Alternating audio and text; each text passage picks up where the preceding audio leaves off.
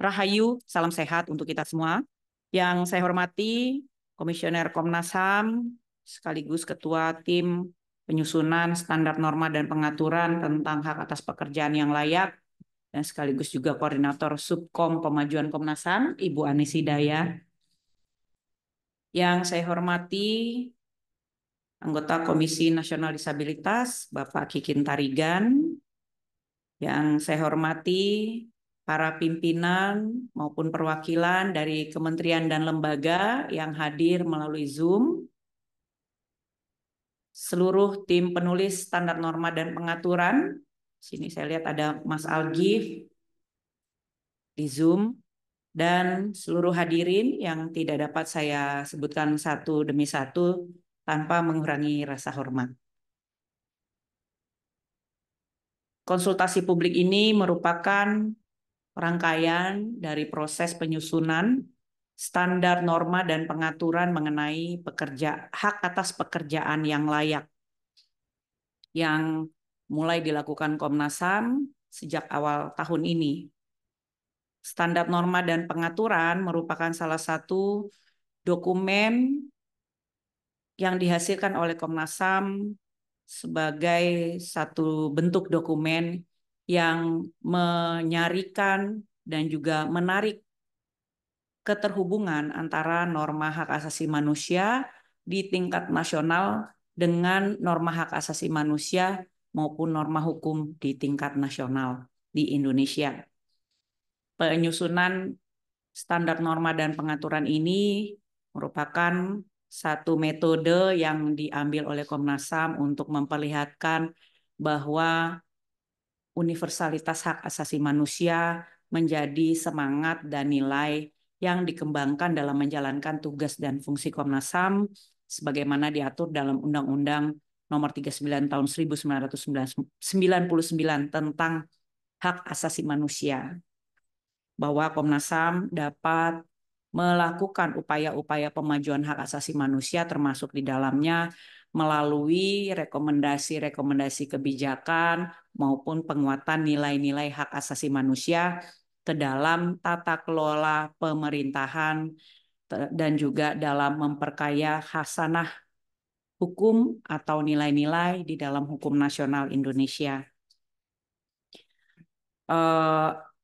SNP Komnas HAM ini dapat barangkali kalau dalam level mekanisme HAM internasional memiliki kemiripan dengan komentar umum atau general comment yang disusun oleh badan-badan seperti PBB atau di bawah PBB. Mengapa Komnas HAM mengambil topik mengenai hak atas pekerjaan yang layak?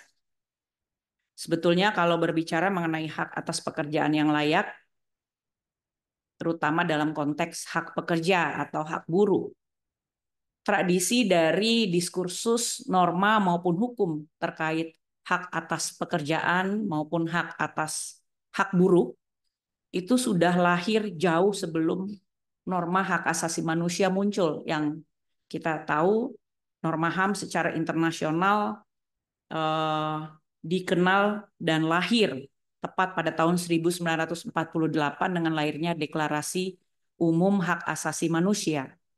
Sementara norma mengenai hak-hak perburuhan yang khususnya kita dapat lihat dari konvensi-konvensi yang dikeluarkan oleh International Labour Organization atau ILO itu jauh sudah muncul sebelum munculnya DUHAM.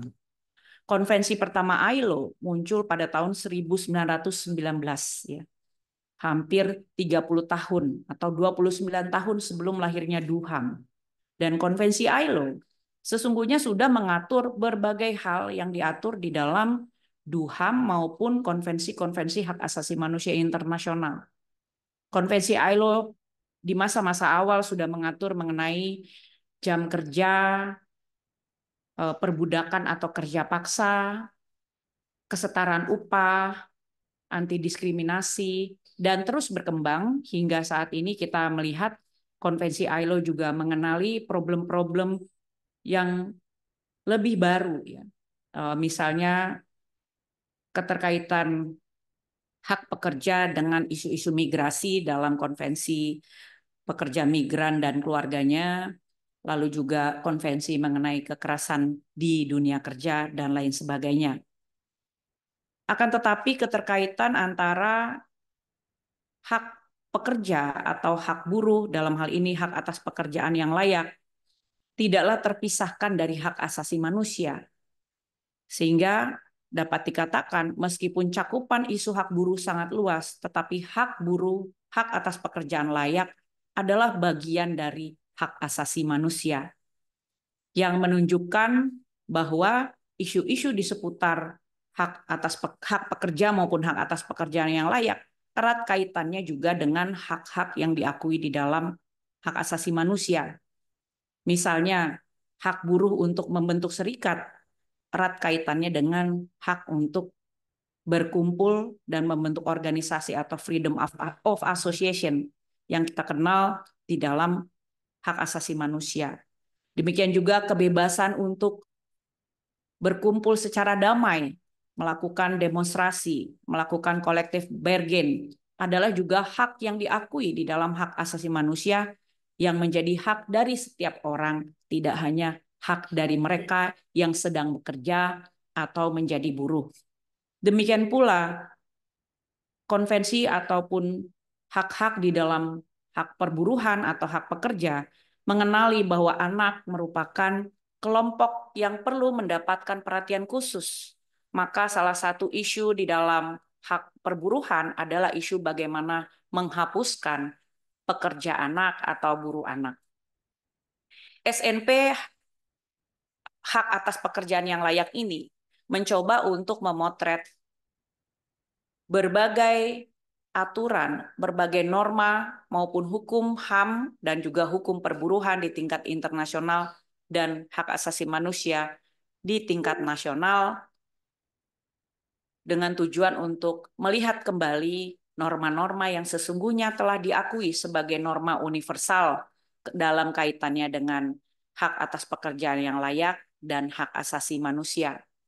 Tetapi mengumpulkan dan memotret norma-norma yang ada saja tidaklah cukup, karena kita melihat di dalam beberapa waktu belakangan ini, kita melihat problem-problem hak atas pekerjaan yang baru, sejalan dengan perkembangan perekonomian dunia, sejalan dengan perkembangan teknologi, dan sejalan juga dengan perkembangan krisis ekonomi maupun krisis sosial, krisis lingkungan yang terjadi di berbagai negara di dunia. Maka kita melihat hal-hal yang sejak tahun 1919 sudah menjadi perhatian dari konvensi perburuhan masih menjadi persoalan. Kita melihat di era globalisasi masih ada tindakan-tindakan pekerjaan yang tidak layak, forced labor yang kita kenal sekarang dengan istilah modern slavery yang terjadi baik di Indonesia maupun di negara lain di dunia. Kita melihat problem migrasi sudah semakin kompleks. Indonesia sendiri belakangan ini menghadapi bagaimana sejumlah warga negaranya menjadi korban dari perdagangan manusia di negara tetangga. Hal ini juga terkait dengan penggunaan teknologi ya, seperti internet, komunikasi digital sebagai modal atau metode-metode perekonomian terbaru. Di Indonesia kita melihat beberapa waktu yang lalu pekerja dari ojek online melakukan mogok untuk memastikan bahwa hak-haknya juga dapat dipenuhi sebagaimana hak atas pekerjaan yang layak. Isu-isu seperti labor flexibility, munculnya kelompok kelas prekariat yang semakin besar, memperlihatkan bahwa keterkaitan antara upaya untuk terus menumbuhkan ekonomi di sektor bisnis tidak bisa meninggalkan kepastian atau jaminan bagi hak asasi manusia, termasuk hak atas pekerjaan yang layak.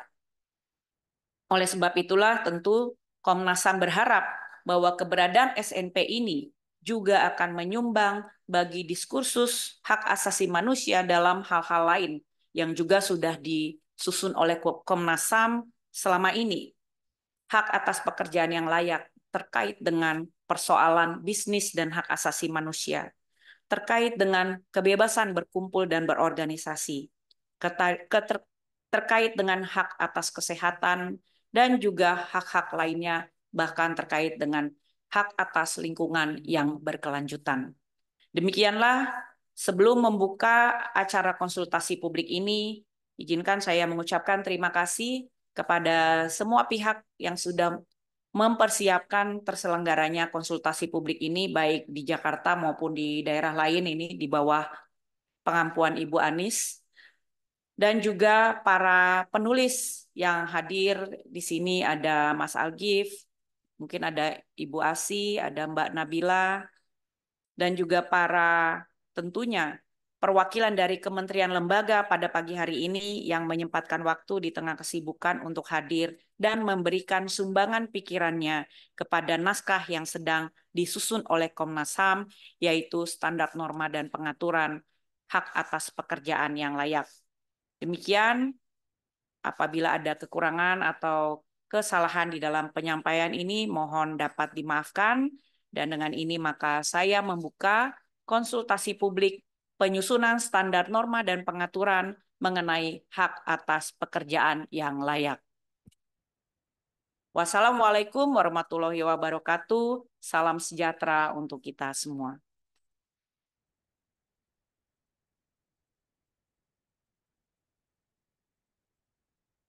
Baik, terima kasih banyak atas pembukanya oleh Ibu Ketua, Ibu Adnika Novasi Gero. Selanjutnya kami persilakan kepada Ketua Tim dari Standar Norma dan Pengaturan, Ibu Anis Hidayah. Kepada Ibu, kami persilakan.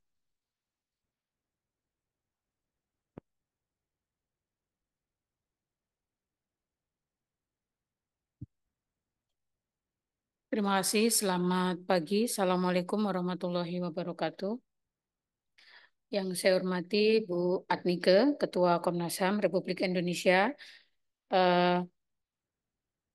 para penulis, Mas Algif sudah hadir, tim SNP, Bapak Ibu sekalian yang pagi hari ini mewakili Kementerian Lembaga, ada Bang Kikim dari Komisi Nasional Disabilitas, dan dari perwakilan-perwakilan yang lain. Terima kasih atas kehadirannya.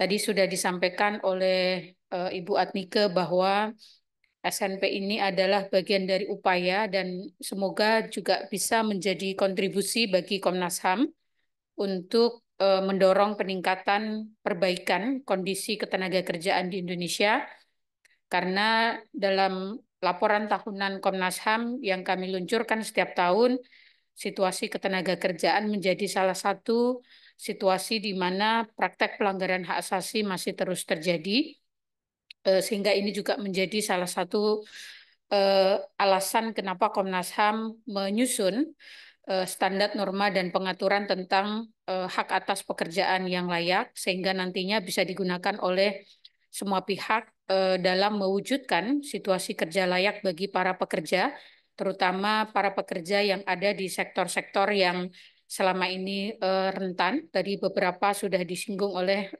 Ketua Komnas HAM.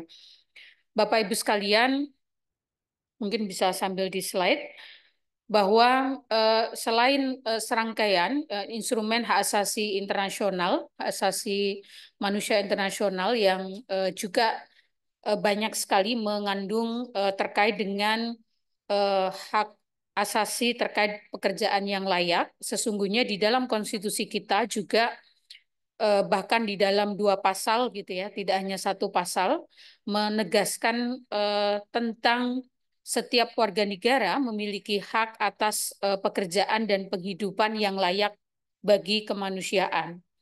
Sehingga konstitusi juga menegaskan situasi seperti apa pekerjaan itu yang dapat menciptakan atau mewujudkan penghidupan yang layak bagi kemanusiaan adalah situasi kerja di mana setiap orang mendapatkan gaji, mendapatkan perlakuan yang adil dan layak di dalam satu hubungan kerja. Nah, tentu ini hal yang tidak mudah gitu ya, karena kondisi-kondisi yang bisa dikatakan sebagai kondisi kerja yang layak itu mensyaratkan tidak hanya bagaimana negara, dalam hal ini pemerintah, memastikan kebijakan yang adil, tetapi di sana juga ada peran-peran korporasi sebagai pihak yang memberikan kerja, atau bagaimana memastikan perlakuan yang adil dan layak dalam hubungan kerja itu mensyaratkan adanya komitmen hak asasi bagi para korporat gitu ya, korporasi untuk berlaku adil bagi para pekerjanya.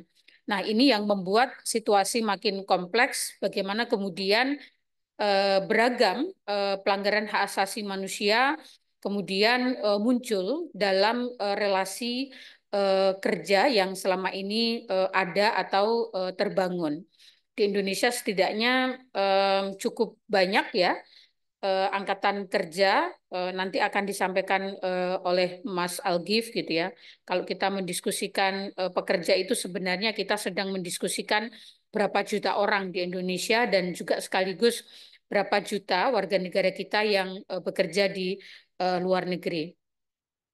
Nah, dalam konteks itu sesungguhnya Undang-Undang Hak Asasi menegaskan bahwa pelindungan, pemajuan, penegakan, dan pemenuhan HAM adalah tanggung jawab negara, terutama pemerintah, sehingga tentu saja SNP ini nanti juga kita mendorong agar digunakan oleh pemerintah sebagai duty bearer dalam memastikan hak atas pekerjaan yang layak ini dihormati, dipenuhi, dan dilindungi oleh pemerintah Indonesia.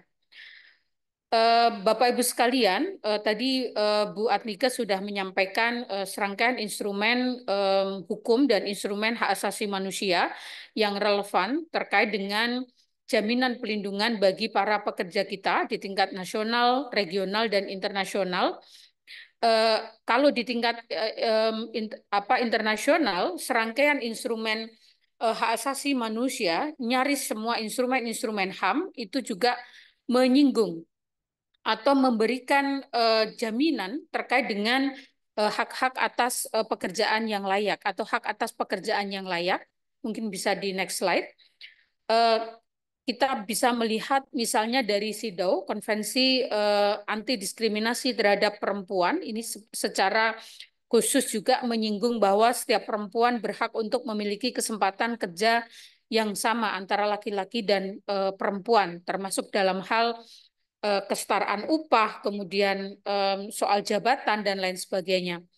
Kemudian di dalam Deklarasi Universal Hak Asasi Manusia juga sama, di dalam CRPD, Konvensi Hak Penyandang Disabilitas, juga ditegaskan bahwa negara-negara pihak mengakui hak penyandang disabilitas untuk bekerja atas dasar kesamaan dengan orang lain. Dan di Indonesia sudah ditegaskan kembali di dalam Undang-Undang tentang Pelindungan kelompok disabilitas, tetapi sampai hari ini tentu saja kewajiban pemerintah terkait 1% dan 2% itu selama ini selalu menjadi persoalan, meskipun undang-undangnya sudah diterbitkan sejak tahun 2006 silam.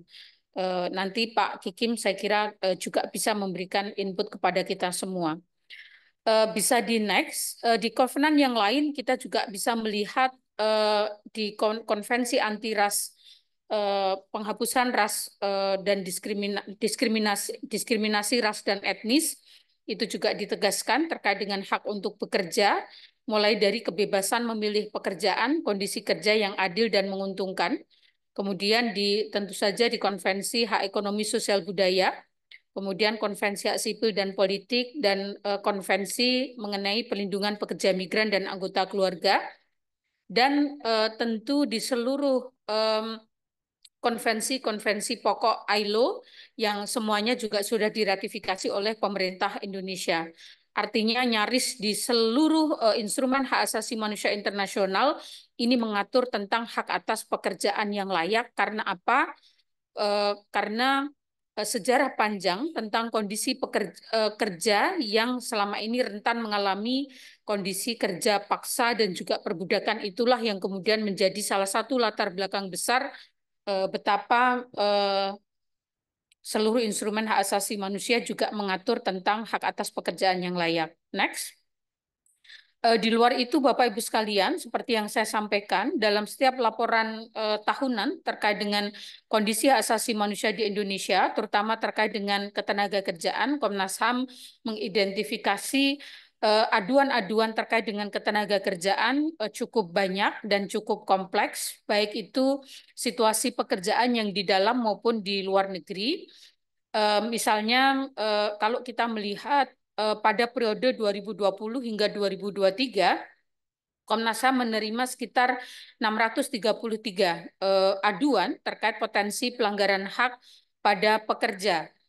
Nah, mayoritas bisa di next, mayoritas aduan ini adalah terkait dengan hak yang dasar bagi pekerja, yaitu soal upah, kemudian tunjangan, kasus PHK sewenang-wenang, ketidakjelasan status pekerja. Kalau kita melihat status pekerja hari-hari ini juga banyak yang kemudian pekerja itu banyak yang menjadi pekerja harian gitu ya, pekerja lepas harian karena misalnya Undang-Undang Cipta Kerja itu juga memiliki dampak yang cukup signifikan terkait dengan ketidakjelasan status pekerja.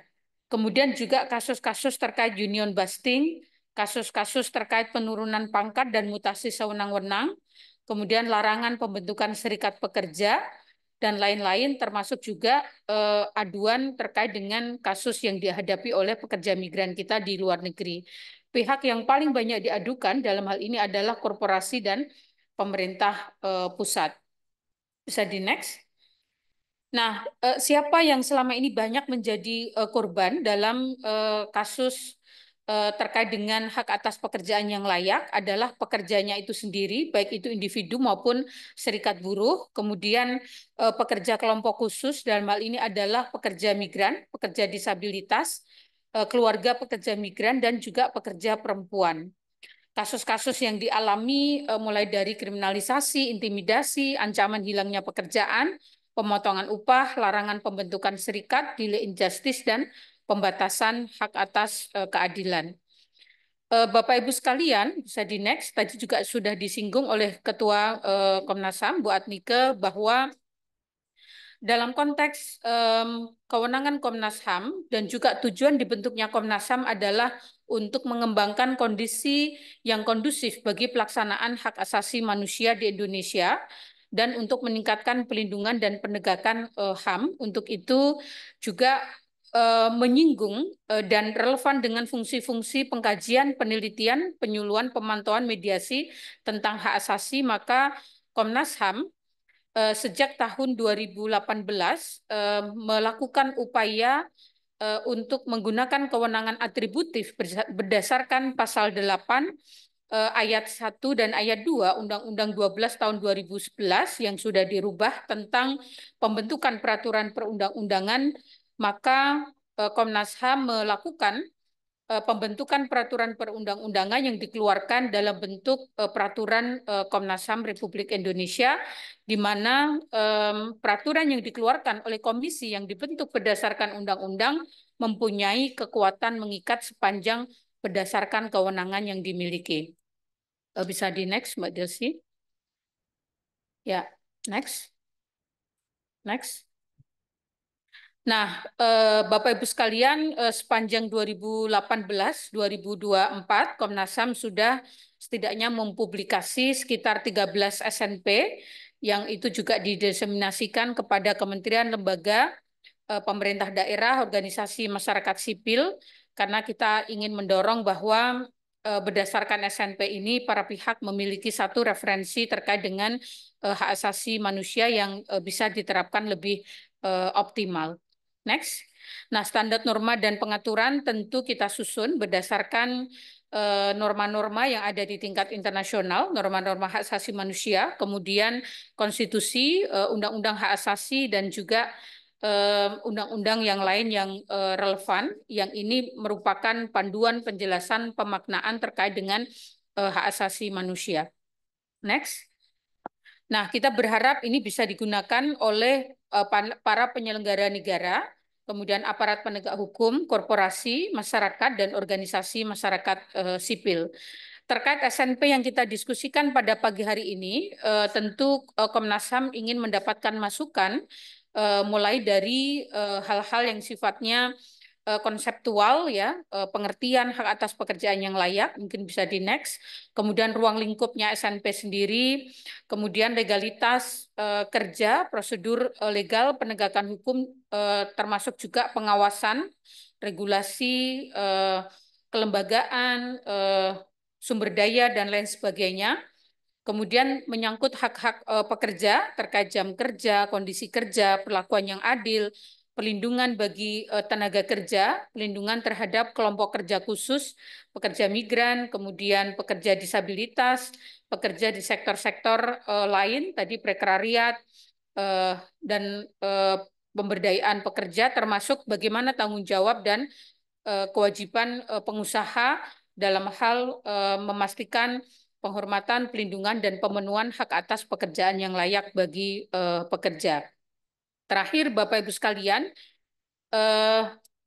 ini 13 SNP yang sudah dirumuskan oleh Komnas HAM dan beberapa SNP yang sebelumnya yang juga relevan terkait dengan perwujudan kerja layak bagi pekerja itu adalah SNP Bisnis dan HAM. Mungkin nanti kita juga bisa diseminasikan secara bersama-sama gitu ya, karena SNP terkait bisnis dan HAM ini juga salah satunya ingin mendorong tanggung jawab korporasi atau komunitas bisnis dalam konteks tanggung jawab hak asasi manusia untuk perwujudan kerja layak bagi pekerja.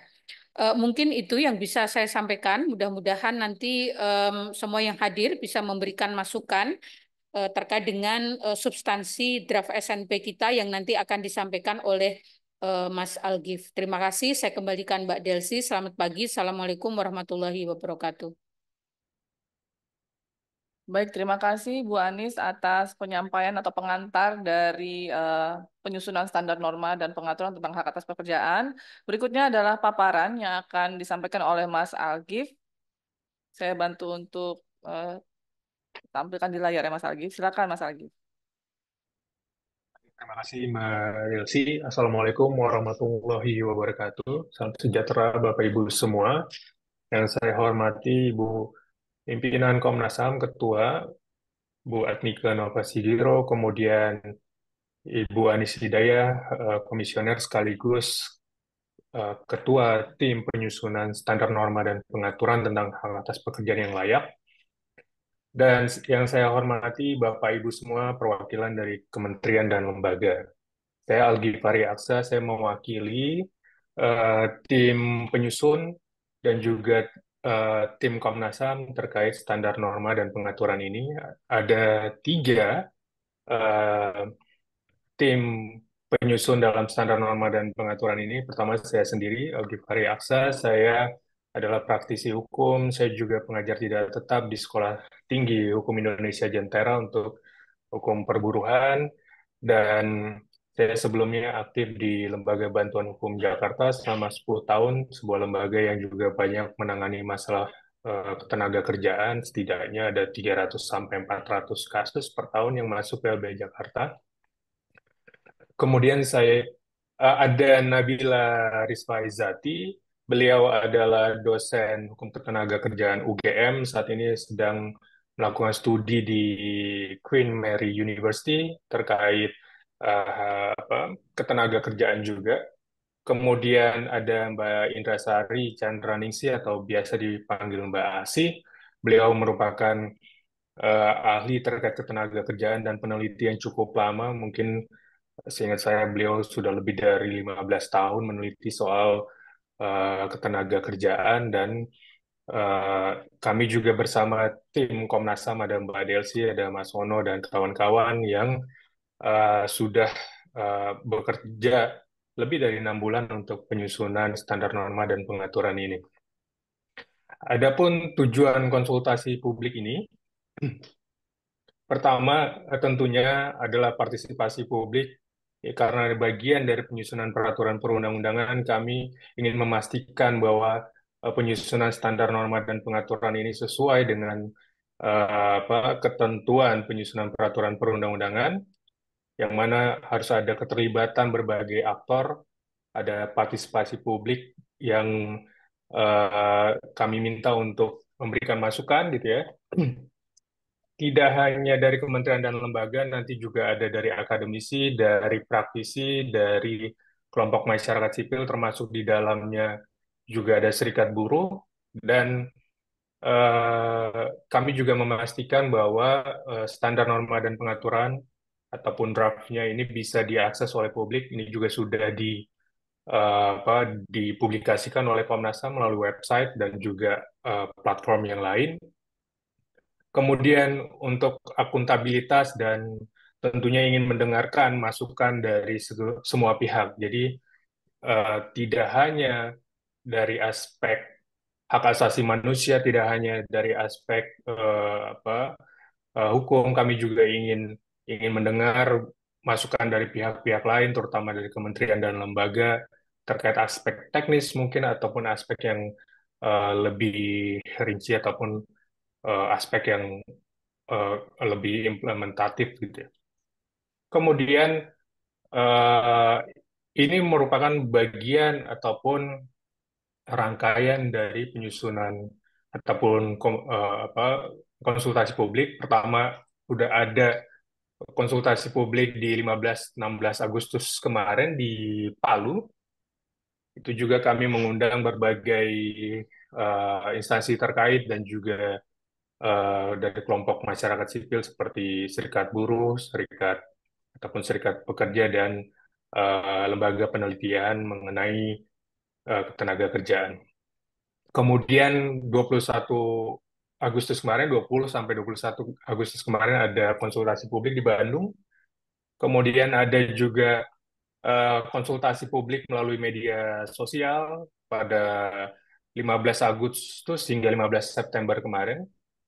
Kemudian ada dan hari ini ada konsultasi publik di Komnas HAM dan juga mengikut sertakan berbagai macam kementerian dan lembaga.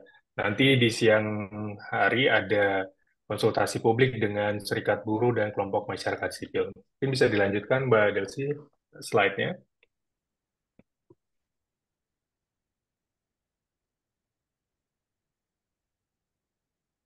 Saya izin minta tolong ke Mbak Delsi karena ada kendala teknis untuk menampilkan slide-nya.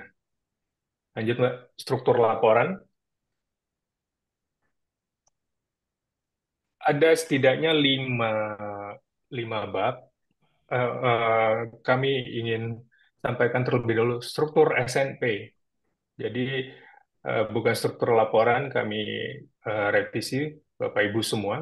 Pertama ada pendahuluan, ada latar belakang, pengertian dan ruang lingkup, maksud dan tujuan, dan juga kedudukan Komnas HAM seperti yang tadi disampaikan oleh Bu Anis. Dan juga proses penyusunannya tadi saya sudah sampaikan.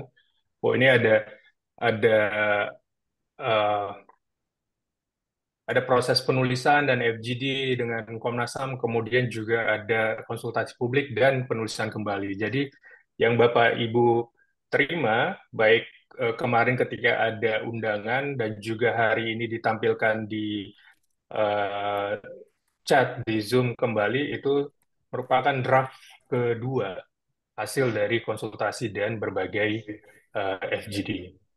Kemudian pada bab 2 ada prinsip-prinsip HAM dan kerangka hukum dalam hak atas pekerjaan yang layak, baik itu definisi, kemudian cakupan, dan kami sangat ingin ada masukan dari Bapak Ibu semua. Kami mengklasifikasikan ada setidaknya 6 isu yang menurut kami cukup mewakili hampir keseluruhan isu tenaga kerjaan. Jika ada isu yang sekiranya menurut Bapak Ibu itu wajib ataupun penting untuk di-highlight, mohon masukannya sehingga kami bisa menambahkan. Kemudian kami menyepakati ada pembahasan khusus terkait kelompok rentan, baik itu perempuan, disabilitas, anak, buruh migran, pekerja rumah tangga, ataupun kelompok muda, ataupun kelompok pekerja prekariat, ataupun kelompok kerja yang sangat rentan di era digital dengan segala macam fleksibilitas kerjanya. Kemudian ada yang keempat, kewajiban dan tanggung jawab negara dan aktor non-negara, baik itu pengusaha maupun serikat buruh. Jadi ini tidak hanya melulu mewajibkan negara, tapi juga pengusaha dan serikat buruh sekaligus juga sebagai pemegang hak asasi manusia. Kemudian ada penjelasan terkait kewenangan Komnas HAM. Lanjut, Mbak Delsi.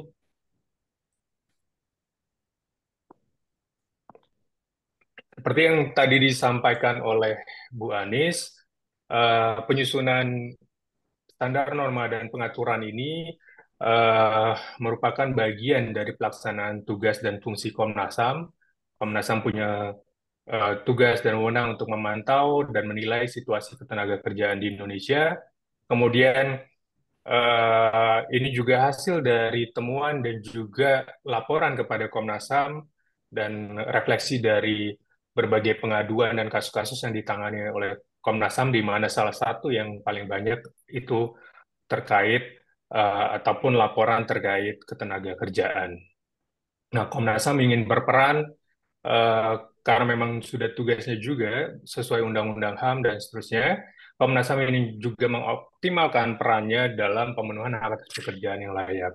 Nah, tadi Bu Anies menyampaikan bahwa ini terkait dengan penegakan konstitusi juga, dan sebagai informasi menegakkan ataupun melindungi hak atas pekerjaan yang layak melalui berbagai peraturan tidak hanya melindungi segelintir orang, tapi juga setidaknya ada 76,7% penduduk Indonesia usia kerja, dan juga ada 53% penduduk Indonesia yang merupakan angkatan kerja. Dan eh, apa sayangnya 5,4% penduduk Indonesia merupakan pengangguran terbuka. Lanjut, Mbak. Selanjutnya kami membahas mengenai pengertian dan ruang lingkup standar norma dan pengaturan tentang hak atas pekerjaan yang layak.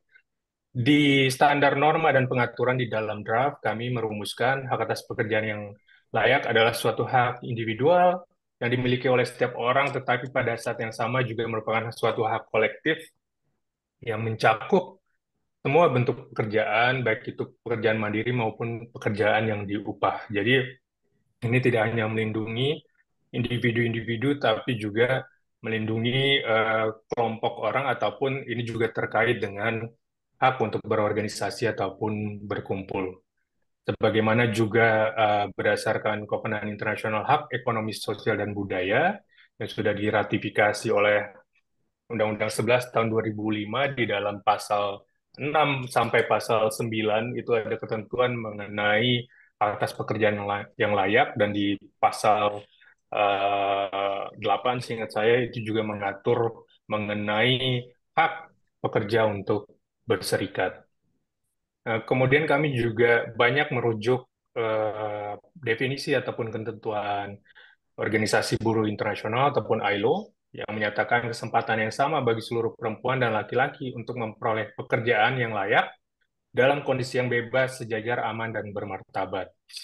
Dan berdasarkan komentar umum PBB nomor 18 tentang pekerjaan yang layak, ada setidaknya tiga kriteria pekerjaan yang layak, yaitu menghormati hak fundamental dari seorang manusia, kemudian memberikan pemasukan yang memungkinkan pekerja untuk menghidupi dirinya dan keluarganya, dan tiga, mencakup penghormatan terhadap integritas fisik dan mental dari pekerja dalam melaksanakan pekerjaannya. Jadi, memenuhi hak atas pekerjaan seseorang tidak cukup saja dengan memberikan pekerjaan dan membuka lapangan pekerja, tapi juga memberikan jaminan untuk penghormatan integritas fisik, penghormatan martabat, dan juga pemasukan yang memungkinkan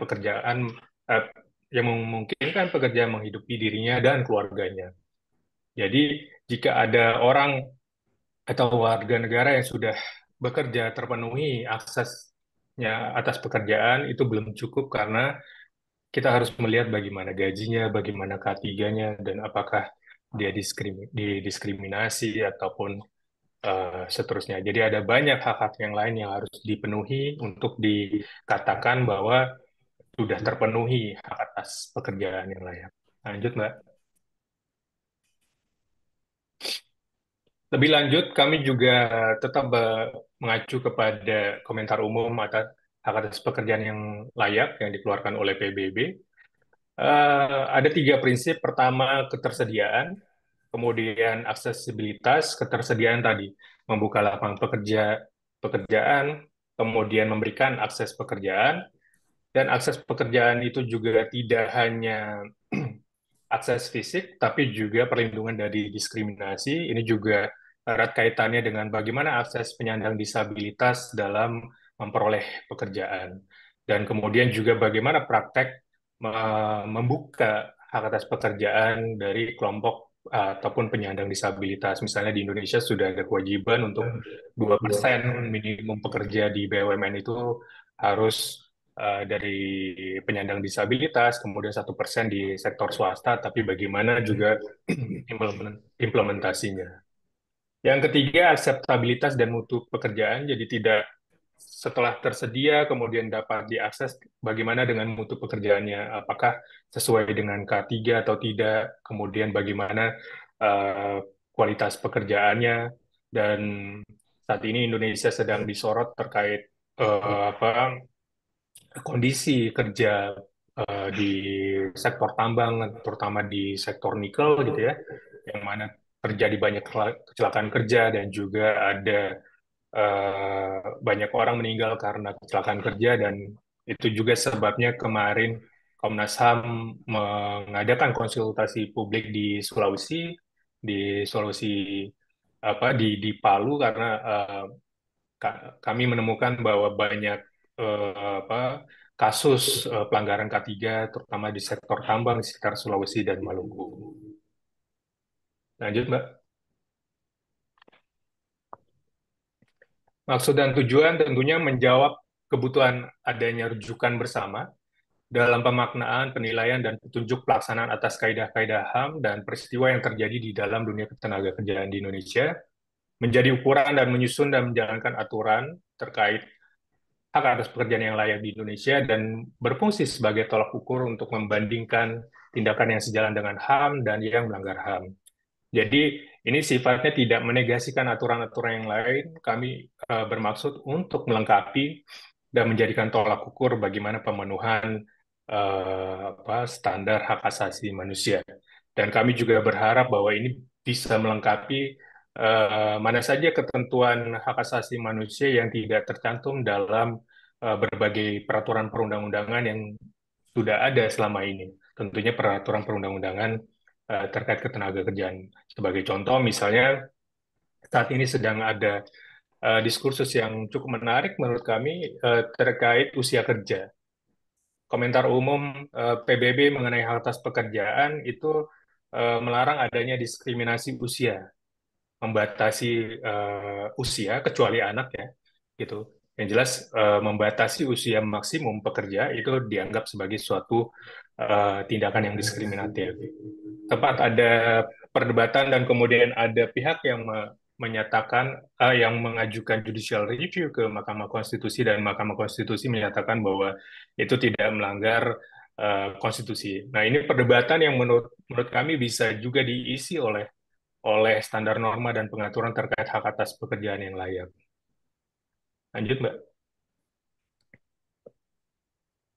Kemudian kerangka hukum atas pekerjaan yang layak, kami melis ada banyak sekali kerangka hukum, baik sumber hukum nasional ataupun sumber hukum internasional yang juga harus kita patuhi dan sudah kita ratifikasi. Tadi juga sudah disampaikan sebagian oleh Bu Anis. Yang jelas standar norma dan pengaturan ini kami berharap ini juga bisa mengharmonisasikan antara peraturan yang sifatnya nasional, domestik, juga dengan ketentuan-ketentuan instrumen internasional. Lanjut, Mbak.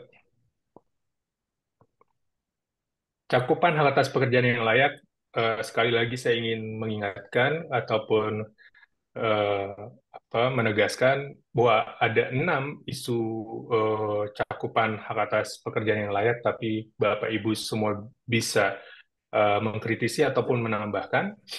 Yang jelas kami klasifikasikan kepada 6. Pertama ada kesempatan kerja yang setara dan produktif. Tadi ada untuk kewajiban negara untuk memastikan adanya lapangan pekerjaan, kemudian ini bisa diakses dengan baik oleh seluruh kelompok tanpa ada diskriminasi dan seterusnya.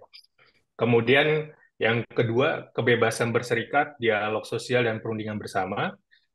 Karena ada banyaknya kasus union busting, pelanggaran hak untuk berserikat dan berorganisasi, kemudian kedudukan serikat untuk melakukan dialog sosial bersama stakeholder yang lain, dengan pemerintah, dengan swasta, kemudian perundingan bersama termasuk di dalamnya, menurut ILO, kesempatan yang sama untuk bisa mengadvokasi ataupun memajukan kebijakan sosial yang bisa mensejahterakan pekerja. Jadi tidak hanya terkait hak atas pekerjaan, misalnya Undang-Undang Tenaga Kerjaan, Undang-Undang PHI, Undang-Undang Serikat Buruh, tapi juga bagaimana kontribusi serikat pekerja untuk jaminan sosial dan lain-lain. Sebagaimana kita ketahui, misalnya BPJS ini mungkin ada perwakilan dari BPJS di sini. Implementasi BPJS itu kita peroleh dari tekanan empat konfederasi serikat pekerja, dan kemudian juga ada gugatan warga negara citizen lawsuit terkait jaminan sosial ketika itu, dan kemudian pemerintah kita menjalankan skema BPJS yang kita nikmati hingga saat ini. Kemudian kondisi kerja yang adil dan aman, ini juga salah satunya isunya tentunya terkait kesehatan dan keselamatan kerja. Kemudian perlindungan dari praktik diskriminasi, kami masih menemukan misalnya ada pekerja yang menggunakan jilbab dia harus melepaskan jilbab. Ini ada laporan juga ke Komnas HAM. Saya sendiri juga baru kemarin mendapatkan informasi di suatu kampus, seorang staf kampus gitu di PHK, salah satu alasannya karena dia karena dia menggunakan jilbab, dan kampus memaksa dia untuk melepaskan jilbabnya gitu ya. Tapi ini dibungkus sedemikian rupa sehingga jika dibawa ke proses hukum akan sulit untuk pembuktiannya. Misalnya dicari penilaian kerjanya ataupun yang lain. Tapi kuat dugaan berdasarkan keterangan dari burunya, salah satu alasan dia di PHK adalah karena dia dianggap tidak sesuai standar berpakaian di lembaga tersebut. Kemudian yang selanjutnya adalah perlindungan dari kerja paksa, perbudakan, dan perdagangan manusia. Kita beranggapan selama ini Indonesia sudah lepas dari perbudakan, lepas dari penjajahan, tapi belum lepas dari perbudakan. Dan sebagai contoh misalnya ada kasus ketika itu juga masuk ke Komnas HAM, itu ada kasus perbudakan di Sumatera Utara, ada kasus perbudakan di kapal ikan, dan berbagai kasus lain yang bisa jadi kalau kita kriteriakan itu juga termasuk dalam perbudakan modern. Sebagai contoh, adanya program PPDS yang sekarang sedang ramai gitu ya. Menurut saya itu bisa dikategorikan sebagai modern slavery ataupun perbudakan modern kalau kita pakai standar internasional atau standar setidaknya misalnya di standar Australia gitu. Karena ada pengekangan kebebasan, kemudian tidak ada upah ataupun hak yang jelas, dan sering ada tindakan yang merendahkan martabat manusia. Jika kita jika kita uji, itu sudah PPDS yang melanggar tersebut itu sudah bisa dimasukkan kepada tindakan perbudakan modern. Nah, ini diskursus yang menurut kami penting untuk kita isi gitu ya, sehingga kita punya kualitas norma yang baik gitu, tidak hanya di Undang-Undang Ketenagakerjaan dan Permenaker dan lain-lain, tapi juga ada di norma-norma yang lain. Kemudian ada keamanan pekerjaan dan perlindungan dari pemutusan hubungan kerja. Jadi setelah bekerja diberi aksesnya, kemudian dipastikan kualitas kerjanya, hak-haknya, kemudian ada perlindungan negara yang cukup penting, yaitu keamanan bekerja gitu. Nah, setelah Undang-Undang Cipta Kerja memang ini menjadi suatu isu yang sangat krusial menurut kami, karena semakin mudah eh, pekerja itu di PHK. Dari sebelumnya PHK itu harus ada penetapan lembaga perselisihan hubungan industrial, sekarang bisa tanpa penetapan, kemudian ada pemberitahuan 17 hari, kemudian ada bipartit, tripartit, dan PHI. Jadi semakin mudah pengusaha untuk mem-PHK pekerjanya. Dan ini bisa menjadi isu ataupun temuan terkait keamanan pekerjaan dan perlindungan dari pemutusan hubungan kerja. Di satu sisi ada kasus misalnya pekerja yang meminta mengundurkan diri. Ini kasus yang saya temui juga karena ada kekerasan verbal, kekerasan yang sifatnya seksual gitu ya, kemudian ada kondisi kerja yang tidak adil, jam kerja yang panjang, dia mengundurkan diri, dan justru digugat perdata oleh pengusahanya gitu. Dan saat ini yang bersangkutan sedang menghadapi gugatan perdata, bukan PHI, tapi gugatan perdata di pengadilan karena dia mengundurkan diri dianggap merugikan perusahaan. Lanjut, Mbak. Kemudian kami memberikan fokus yang cukup besar untuk kelompok pekerja rentan. Pertama, pekerja perempuan, masih banyak diskriminasi terhadap perempuan, misalnya tidak ada atau dipersulit untuk cuti haid. Itu ada kasus misalnya pekerja yang ingin cuti haid, dia dipaksa harus membuktikan bahwa dia sedang menstruasi dengan apa, disuruh apa, eh, memberikan ataupun membuktikan bahwa ada darah dengan menggunakan kapas gitu, diberikan kapas oleh perusahaan ini untuk dibuktikan benar dia menstruasi atau tidak.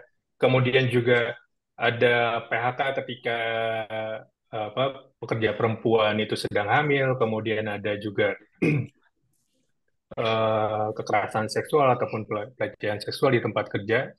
Indonesia sudah ada Permenaker nomor 88 tahun 2023, tapi kami juga ingin apa, meminta masukan dari Bapak Ibu semua, terutama dari Kementerian Tenagakerjaan ataupun Disnaker, bagaimana efektivitas peraturan tersebut, sehingga jika masih ada kendala, apakah mungkin kita lengkapi dalam SNP ini. Kemudian ada pekerja disabilitas, seperti tadi yang sudah disampaikan, bagaimana akses bagi pekerja disabilitas, kemudian pekerja anak, perlindungan dari pekerjaan terburuk dan eksploitatif. Ini juga jadi perdebatan, apakah kita mengakui pekerja anak atau tidak gitu, karena dalam undang-undang ada batasan, misalnya 3 jam kerja maksimum, tidak boleh dalam kondisi terburuk, ada izin dari orang tua, ataupun ada pengecualian jika dia bekerja bersama keluarganya. Nah, atau bisa lebih maju, misalnya melarang sepenuhnya pekerjaan untuk anak, kecuali misalnya untuk anak yang bekerja dalam rangka pemenuhan hak atas pendidikannya, misalnya SMK yang harus magang di suatu perusahaan dan lain-lain. Kemudian ada pekerja migran, perlindungan untuk diri sendiri maupun keluarganya. Ini juga ada permasalahan yang sulit juga untuk diselesaikan secara menyeluruh. Kita berulang kali mendengar pekerja migran kita ditahan di luar negeri, dihukum mati di luar negeri, atau uh, kembali ke luar negeri dalam bentuk yang tidak bernyawa gitu. Artinya tidak jelas penyebab kematiannya, akhirnya jenazahnya dibawa pulang ke daerah asal. Kemudian pekerja rumah tangga, perlindungan dan kesetaraan hak bagi pekerja rumah tangga ini undang-undangnya sudah 15 tahun didorong oleh berbagai serikat buruh, dan juga ada anggota legislatif juga yang selalu mempromosikan, tapi hingga kini belum ada undang-undangnya. ada perda terkait perlindungan pekerja rumah tangga, tapi itu tentunya sifatnya hanya di daerah tertentu saja. Dan terakhir ada pekerja muda, perlindungan hak dalam hubungan kerja non standar ataupun pekerja prekariat yang merupakan pekerja rentan, misalnya kontraknya sangat fleksibel, dia berdasarkan project ataupun berdasarkan harian ataupun jam saja, tidak ada em, jaminan sosial, BPJS, jaminan ketenagakerjaan dan seterusnya. Nah, ini merupakan fenomena yang masif di Indonesia saat ini karena era digital dan semakin fleksibelnya hubungan ketenagakerjaan. Lanjut, Mbak Delsi. Kemudian selanjutnya adalah kewajiban dan tanggung jawab negara. Mohon maaf. Jadi negara sebagai pemangku kewajiban untuk menjamin semua warga negara memiliki pekerjaan, mengupayakan perluasan kesempatan kerja, menetapkan kebijakan dan seterusnya. Jadi tanggung jawab untuk memenuhi hak tadi ada 6 hak, melindungi kelompok rentan, itu tanggung jawab utamanya ada di negara. Dan ada aktor lain yang juga dapat dimintai pertanggungjawaban ataupun diminta untuk memenuhi apa hak atas pekerjaan yang layak, yaitu pengusaha. Lanjut, Mbak Delsi, kewajiban dan tanggung jawab non negara.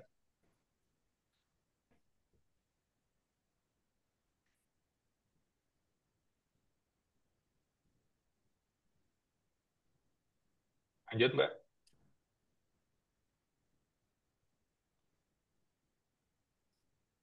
Jadi pemangku kewajiban tidak hanya negara dalam pemenuhan hak atas pekerjaan, tapi juga pengusaha punya kewajiban dan tanggung jawab untuk memenuhi hak atas pekerjaan ini.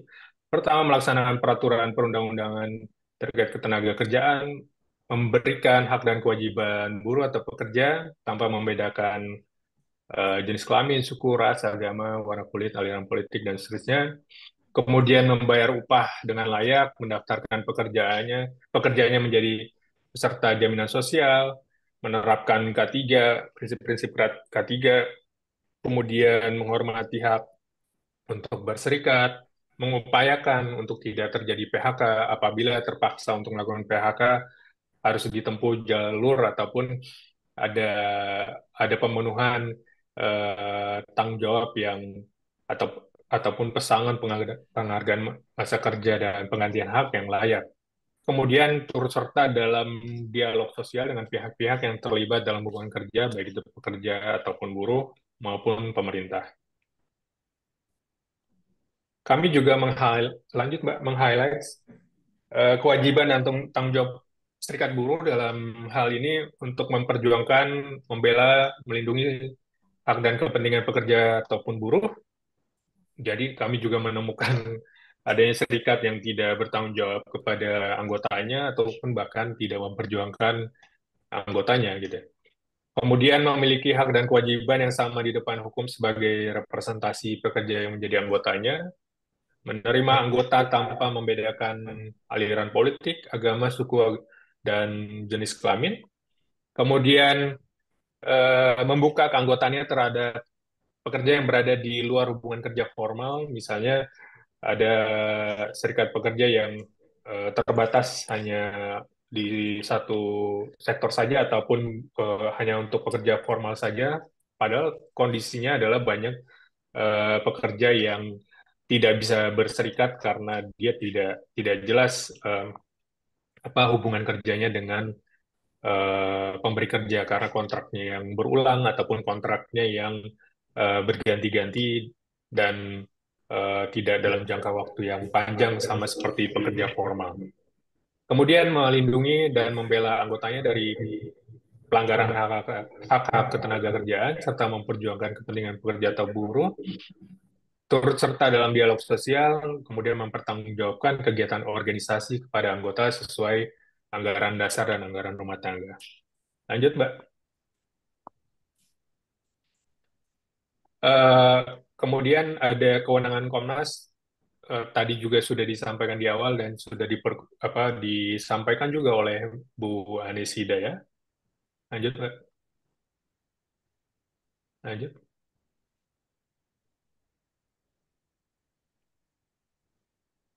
Lanjut, Mbak Delsi. Oh ya, sudah. Eh, Ini Bapak Ibu bisa mengakses kembali dokumen draft kedua yang disusun oleh tim penyusun, baik dari tim independen maupun dari Komnas HAM. Bapak Ibu juga bisa mengakses di kolom chat di dalam Zoom ini untuk melihat draftnya, dan kami sangat terbuka masukan dari Bapak Ibu semua. Terima kasih. Saya kembalikan kepada Mbak Delsi, silakan. Assalamualaikum warahmatullahi wabarakatuh. Waalaikumsalam. Baik, terima kasih. Baik, terima kasih Mas Algif yang sudah. Bentar ya. Oke, ya. Baik, terima kasih Mas Algif yang sudah menyampaikan paparannya terkait dengan draft standar norma ini dari draft 02 yang tengah kita susun lebih kurang 6 bulan ini sudah.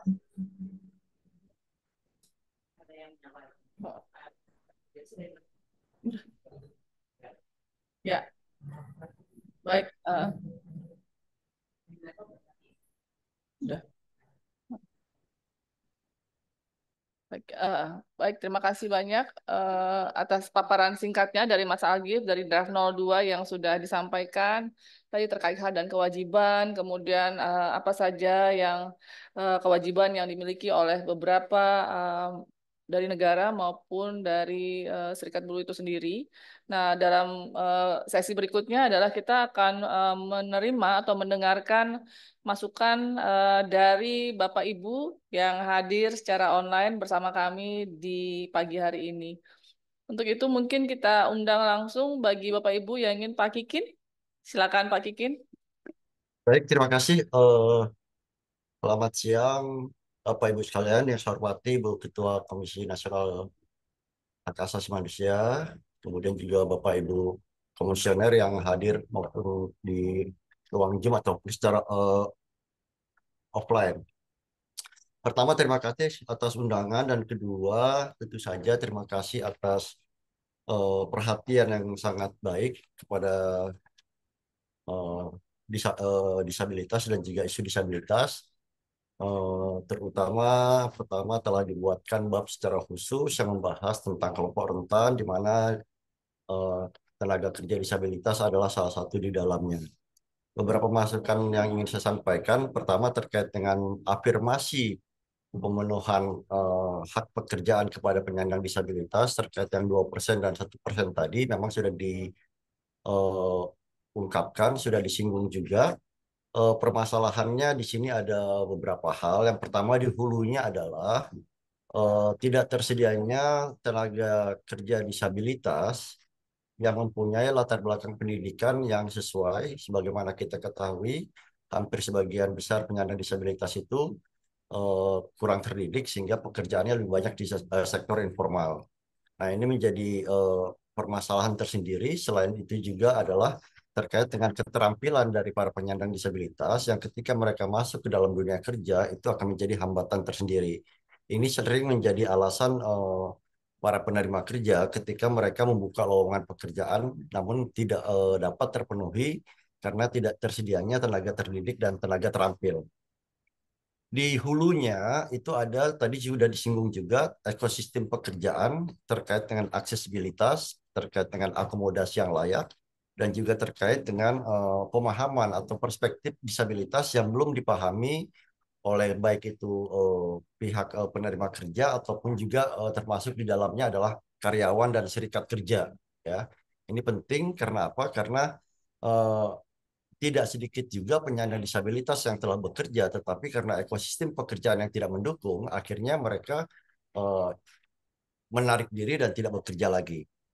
Nah, sebetulnya pemerintah sudah membuat PP 60 tahun 2020 ya tentang unit layanan disabilitas. Ini mohon nanti bisa dipertegas lagi agar unit layanan disabilitas ini betul-betul dibentuk di setiap kabupaten kota dan juga provinsi di seluruh Indonesia, sehingga ini bisa menjadi jembatan yang menghubungi permasalahan di hulu dan di hilir tadi, ya. Dengan hadirnya unit layanan disabilitas, diharapkan unit layanan disabilitas bisa menjadi talent pool, ya, sehingga di satu daerah penyandang disabilitas, katakanlah di Bekasi, berapa penyandang disabilitas yang katakanlah lulus perguruan tinggi, apa jurusannya, apa program studinya, kemudian ragam disabilitasnya apa, kemudian mana-mana perusahaan yang membutuhkan tenaga kerja disabilitas. Nah, ini mudah-mudahan bisa dijembatani dengan hadirnya unit layanan disabilitas. Unit layanan disabilitas adalah bagian dari kewajiban negara, ya, yang harus dilakukan oleh setiap daerah. Dan harapannya di sini juga ketika unit layanan disabilitas dibentuk, ini termasuk juga melibatkan pihak swasta dan juga melibatkan penyandang disabilitas itu sendiri. Sehingga salah satu permasalahan yang dihadapi oleh teman disabilitas adalah dalam hal kesiapan kerja, diharapkan unit layanan disabilitas ini bisa juga memberikan semacam pengertian-pengertian, pemahaman-pemahaman kepada penyandang disabilitas bagaimana sebenarnya dunia kerja itu terjadi, ya. Jadi ketika mereka masuk ke dalam dunia kerja, itu betul-betul mereka sudah mengetahui dunia kerja itu seperti apa. Itu yang pertama terkait dengan afirmasi 2% dan 1%. Kemudian yang kedua itu terkait dengan K3 tadi. Mohon ditegaskan bahwa keselamatan kerja ini erat kaitannya dengan potensi terjadinya disabilitas baru, ya. Tolong dikaitkan ke sana. Jadi bukan sekedar kewajiban, tetapi ada kaitannya dengan masalah disabilitas. Di mana jika fasilitas K3 itu tidak baik dan tidak dijalankan, memungkinkan terjadinya kedisabilitasan, baik itu fisik, sensorik, mental, ataupun seperti itu, ataupun intelektual. Nah, tentu sekali lagi organisasi disabilitas adalah organisasi yang tidak ingin anggotanya bertambah gitu, ya. Jadi kalau banyak organisasi pengen anggotanya tambah, tentu organisasi disabilitas tidak ingin anggotanya bertambah. Maka eh, pentingnya penerapan K3 ini sangat relevan terkait dengan masalah disabilitas itu sendiri. Kemudian penegasan terhadap tenaga kerja yang mengalami disabilitas dalam proses pekerjaan itu hendaknya juga tidak diberhentikan, tapi justru mereka diberikan kesempatan untuk bisa bekerja atau tetap bekerja pada bagian divisi-divisi yang lain. Kira-kira itu saja masukan dari saya. Kurang lebihnya saya pikir. Oh, ya, satu lagi sebetulnya sudah banyak terkait dengan tanggung jawab pihak non negara, ya. Dalam hal ini misalnya terkait kepada pihak swasta. Sebetulnya sudah banyak dilaksanakan. Perusahaan-perusahaan banyak membantu eh, penyandang disabilitas dalam konteks bukan hubungan kerja, tapi dalam hubungan sosial seperti itu, ya. Jadi banyak biaya-biaya sosial diberikan kepada penyandang disabilitas dan tentu saja tanggung jawab ini juga perlu dijamin sehingga kita tidak hanya memperhatikan perusahaan dari segi kewajiban mereka menyediakan atau menyerap tenaga kerja, tetapi bahwa mereka memperhatikan orang-orang disabilitas di sekitarnya itu juga merupakan hal yang menarik dan hal yang perlu didorong menuju kesiapan penyandang disabilitas masuk ke dalam dunia kerja. Termasuk di dalamnya adalah bagaimana keluarga-keluarga dengan karyawan dengan disabilitas itu mendapatkan perhatian dari perusahaan. Ini juga penting, ya. Karena tentu saja jika ada satu keluarga yang punya anak atau keluarga disabilitas, itu perhatian dia, waktu dia dan sebagainya itu sangat berpengaruh. Nah, afirmasi terhadap karyawan yang memiliki keluarga disabilitas ini juga menjadi penting. Kira-kira demikian, moderator, waktu dan kesempatan saya kembalikan dan sekali lagi terima kasih kepada Ibu Bapak sekalian dan kepada penulis. Saya kembalikan.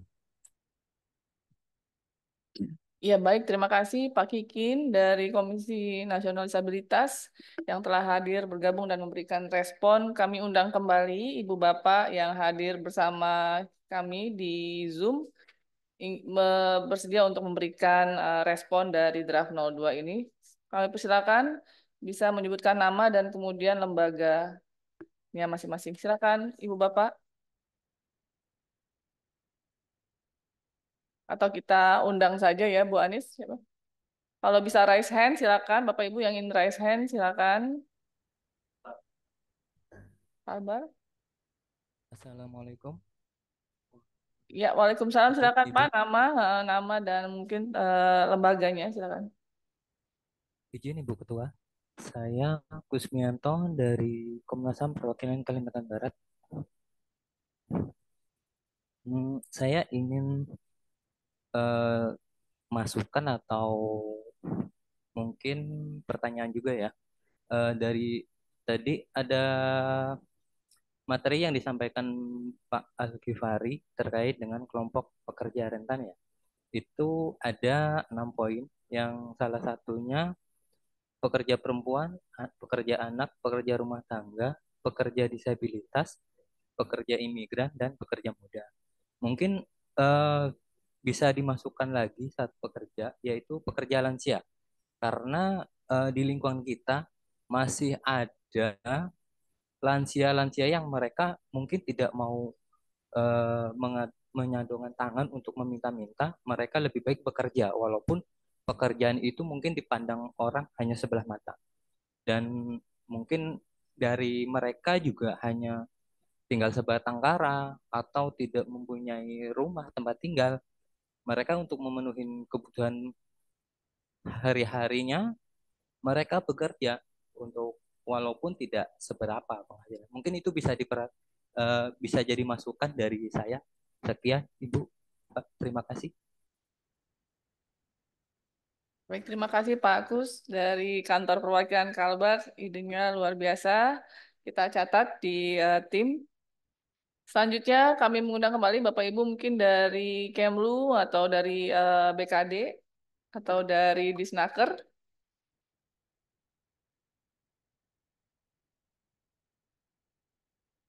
Oh, silakan Ibu Isti dari BPJS. Baik, terima kasih Bu Delsi. Assalamualaikum warahmatullahi wabarakatuh. Yang kami hormati Ibu Ketua Komnas HAM, Ibu Anis, dan juga Pak Agif ya, tadi yang sudah menyampaikan paparannya.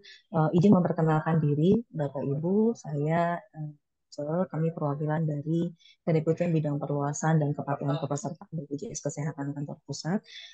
Izin menyampaikan beberapa masukan. Yang pertama tentunya terima kasih atas undangannya. Kami menyambut baik terbitnya drafting SMP hak atas pekerjaan yang layak ini. Mungkin ada beberapa masukan dari kami khususnya terkait jaminan sosial. Karena izin menyampaikan sedikit ya Bapak Ibu, sesuai dengan Undang-Undang Dasar 45 Pasal 28A ayat 3 ini dinyatakan bahwa setiap orang berhak atas jaminan sosial yang memungkinkan pengembangan dirinya secara utuh sebagai manusia yang bermartabat. Nah, ini juga kemudian seluruh penduduk ataupun masyarakat Indonesia ini diwajibkan menjadi peserta jaminan sosial baik itu kesehatan maupun ketenagakerjaan sesuai dengan Undang-Undang Nomor 40 Tahun 2004 tentang Sistem Jaminan Sosial Nasional dan juga Undang-Undang Nomor 24 Tahun 2011 tentang BPJS. Atas kewajiban ini tentunya kalau dalam lingkup SMP ini lebih ke pekerja ya Bapak Ibu ya. Untuk pekerja sendiri ini di kami di BPJS Kesehatan, kebetulan saya BPJS Kesehatan, BPJS Ketenagakerjaan itu institusi yang terpisah dari kami, tapi kami dibawahi oleh undang-undang yang sama ya, Undang-Undang 40 dan Undang-Undang 24 tadi. Nah, untuk pekerja sendiri tentunya ini mereka berhak atas standar layanan yang sesuai dengan Undang-Undang Dasar tadi, mereka wajib didaftarkan oleh si pemberi kerjanya dalam jaminan sosial kesehatan dan juga jaminan sosial ketenagakerjaan. Kalau kami baca drafting dari SMP tersebut, terima kasih Bapak Ibu ini sebenarnya sudah ada di dalam ruang lingkup tersebut, tapi memang mungkin perlu ditambahkan untuk jaminan sosial kesehatan. Kalau kami lihat tadi yang pertama untuk di dalam ketentuan untuk prinsip HAM-nya ya, untuk prinsip HAM dalam pekerjaan yang layak itu mohon bantuannya dapat ditambahkan untuk jaminan sosial kesehatan dan juga jaminan sosial ketenagakerjaan. Kenapa? Karena pekerjaan dari para pekerja ini, baik itu pekerja formal maupun pekerja informal, ini mereka berhak untuk mendapatkan jaminan sosial kesehatan yang bukan hanya sebagai bentuk perlindungan kesehatannya saja, tapi juga menjadi bentuk perlindungan finansial mereka pada saat dirinya sakit.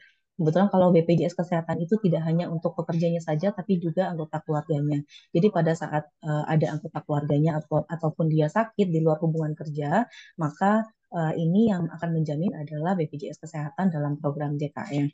Nah, kalau misalnya tidak ada jaminan sosial kesehatan ini, maka tentunya dia harus mengeluarkan out of pocket pada saat anggota keluarganya sakit. Nah, ini juga akan mempengaruhi kesejahteraannya sebagai seorang pekerja. Nah, sehingga usulan kami dalam usulan prinsip pekerjaan yang layak tadi bisa ditambahkan hak perlindungan jaminan sosial kesehatan dan jaminan sosial ketenagakerjaan, dan juga tadi kami lihat di materinya Pak Algi untuk kewajiban dan tanggung jawab pengusaha ini mohon bisa ditambahkan juga untuk jaminan sosial kesehatan, karena yang tercantum ini masih jaminan sosial ketenagakerjaan, mengingat ini adalah program yang terpisah, maka izin ditambahkan juga kami usulkan untuk jaminan sosial kesehatan, sehingga ini menjadi mendapatkan pekerjanya menjadi peserta jaminan sosial kesehatan dan juga ketenagakerjaan. Kemudian mungkin informasi sedikit ya Bapak Ibu untuk terkait perlindungan jaminan sosial kesehatan untuk pekerja sendiri, ini pekerja formal ini kami sudah mencakup ada 37 juta pekerja beserta anggota keluarganya, dan juga untuk pekerja informal ini juga tersebar di beberapa segmentasi kepesertaan, di mana untuk pekerja informal yang termasuk dalam kategori fakir miskin dan tidak mampu ini sudah mendapatkan perlindungan dari pemerintah, mendapatkan bantuan iuran gitu ya, didaftarkan oleh pemerintah dan iurannya juga sudah dibayarkan oleh pemerintah. Dan juga pemerintah daerah juga sudah melindungi untuk pekerja informal yang tidak termasuk dalam kategori fakir miskin yang tidak mampu, tapi juga tidak terlalu mampu untuk membayar iuran untuk satu keluarga. Itu juga beberapa pemerintah daerah sudah menanggung, dan juga untuk pekerja informal yang atas risiko sendiri yang dia secara finansial mampu, maka dia juga diwajibkan untuk mendaftarkan dirinya dan juga anggota keluarganya dalam pesertaan jaminan sosial.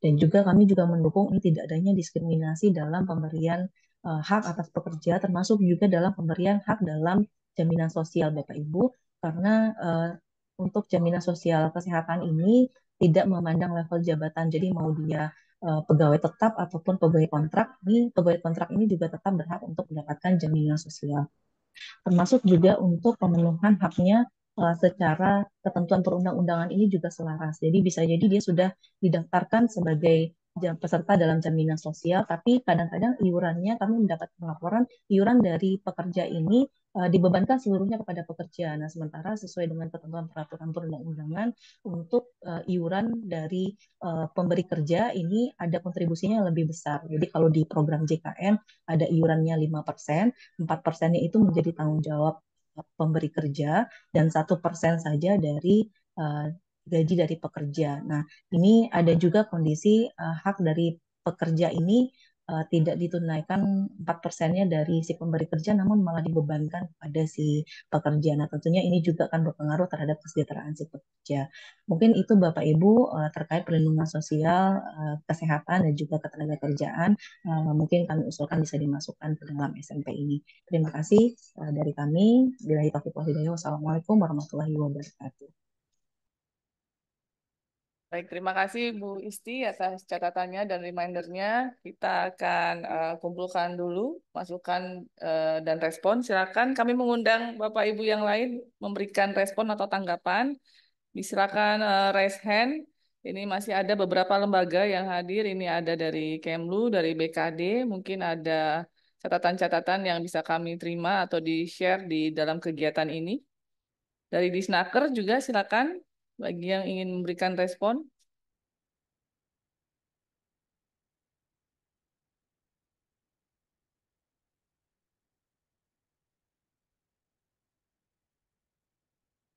Izin Bu Desi, Ya, silakan Bapak menyebutkan nama dan lembaga.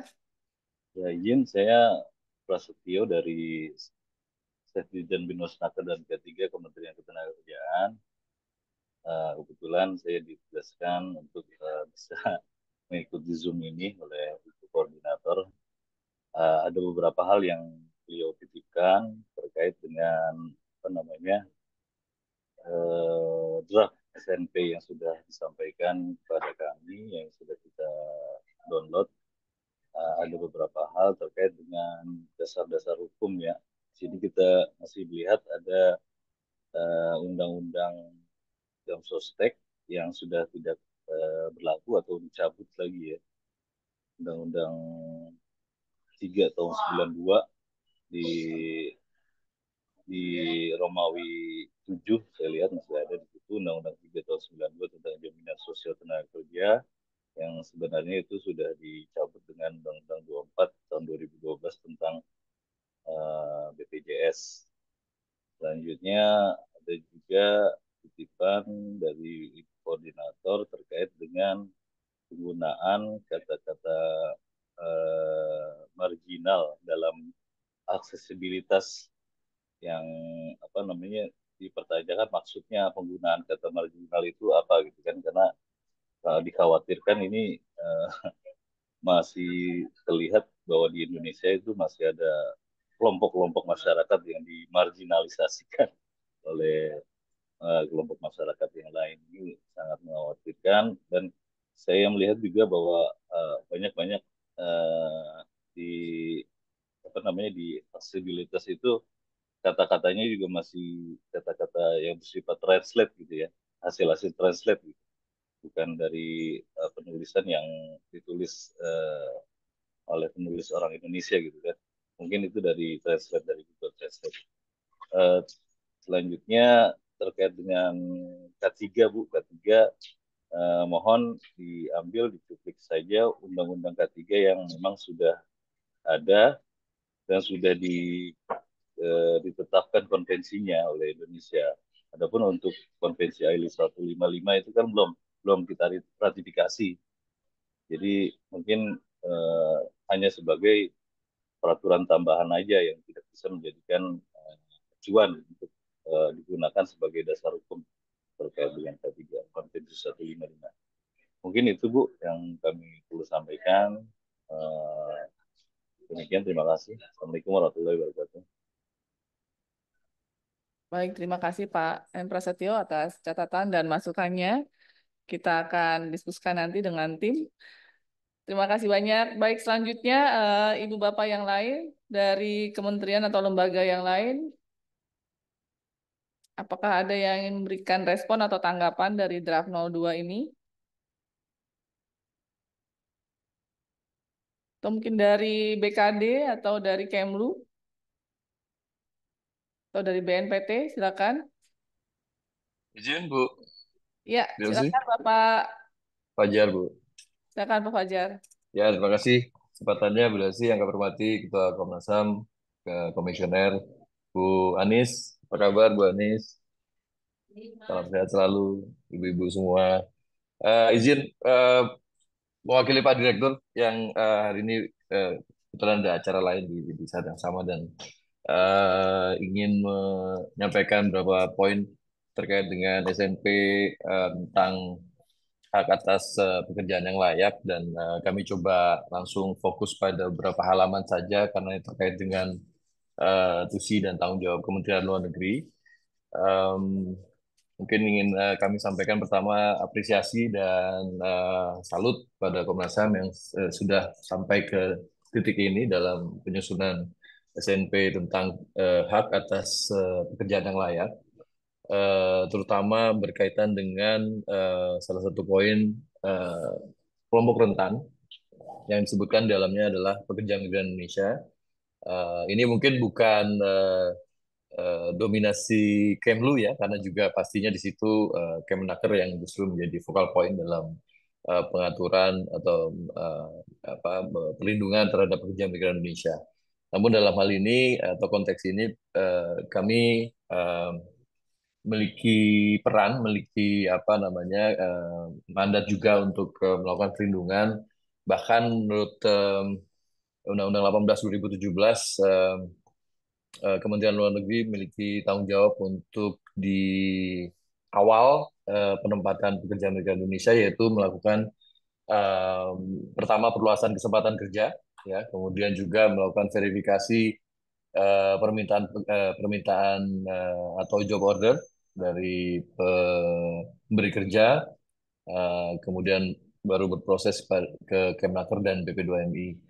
Nah, kemudian yang utama kami melakukan perlindungan pada masa bekerja dan bahkan juga untuk perlindungan purna bekerja atau pada saat proses pemulangan, repatriasi dan seterusnya. Yang kami lihat dari beberapa poin yang sudah disusun di paling tidak di halaman 29 sampai 31, kemudian juga kewajiban negara, menurut pandangan kami ini sudah sangat memadai eh, untuk masuk dalam SNP ini, dan kami tentunya juga ingin menggarisbawahi bahwa apa yang sudah dimuat dalam SNP ini juga sudah sangat inline dengan seluruh regulasi tadi juga disampaikan oleh Ibu Ketua dan juga Bu Komisioner eh, mengenai tanggung jawab dari kementerian lembaga termasuk Kementerian Luar Negeri, ya. Terakhir mungkin em, Komnas HAM juga mengikuti proses penyusunan rancangan Perpres tentang penguatan tata kelola, penempatan dan perlindungan pekerja migran Indonesia, di mana di situ seluruh kementerian lembaga, kalau tidak salah ada 24 kementerian lembaga terkait diberikan tugasnya masing-masing termasuk Kemlu, dan berkaitan itu juga, jadi ini mungkin salah satu produk hukum regulasi yang sangat berkaitan dengan perlindungan pekerja migran Indonesia yang terbaru, ya, yang saya mudah-mudahan segera disahkan.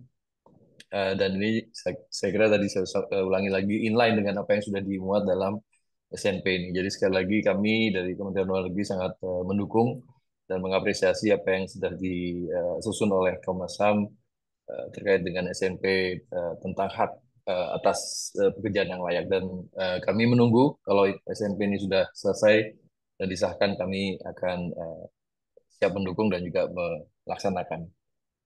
Terima kasih, demikian mungkin dari kami sementara ini. Baik, terima kasih banyak Pak Fajar sudah memberikan apresiasi kepada Komnas dalam penyusunan draft 02. Kita lanjut lagi dengan kementerian lembaga yang lain. Kita berharap banyak masukan dari Bapak Ibu yang hadir bersama ini, dan kemudian mungkin nanti masih kita tunggu masukannya di email yang tadi sudah disampaikan di email pengkajian@komnas.gmail.com gitu. Jadi Bapak Ibu masih bisa memberikan respon atau tanggapan. Ini juga sudah hadir bersama kita, ada dari Dirjen HAM, ada dari Disnaker juga sudah hadir, BKD DKI mungkin ingin memberikan respon. Kami undang Ibu Bapak, silakan.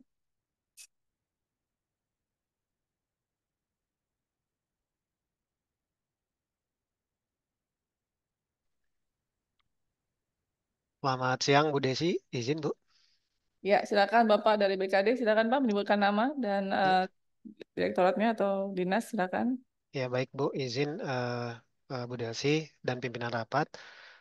Saya Fardan dari BKD DKI Jakarta.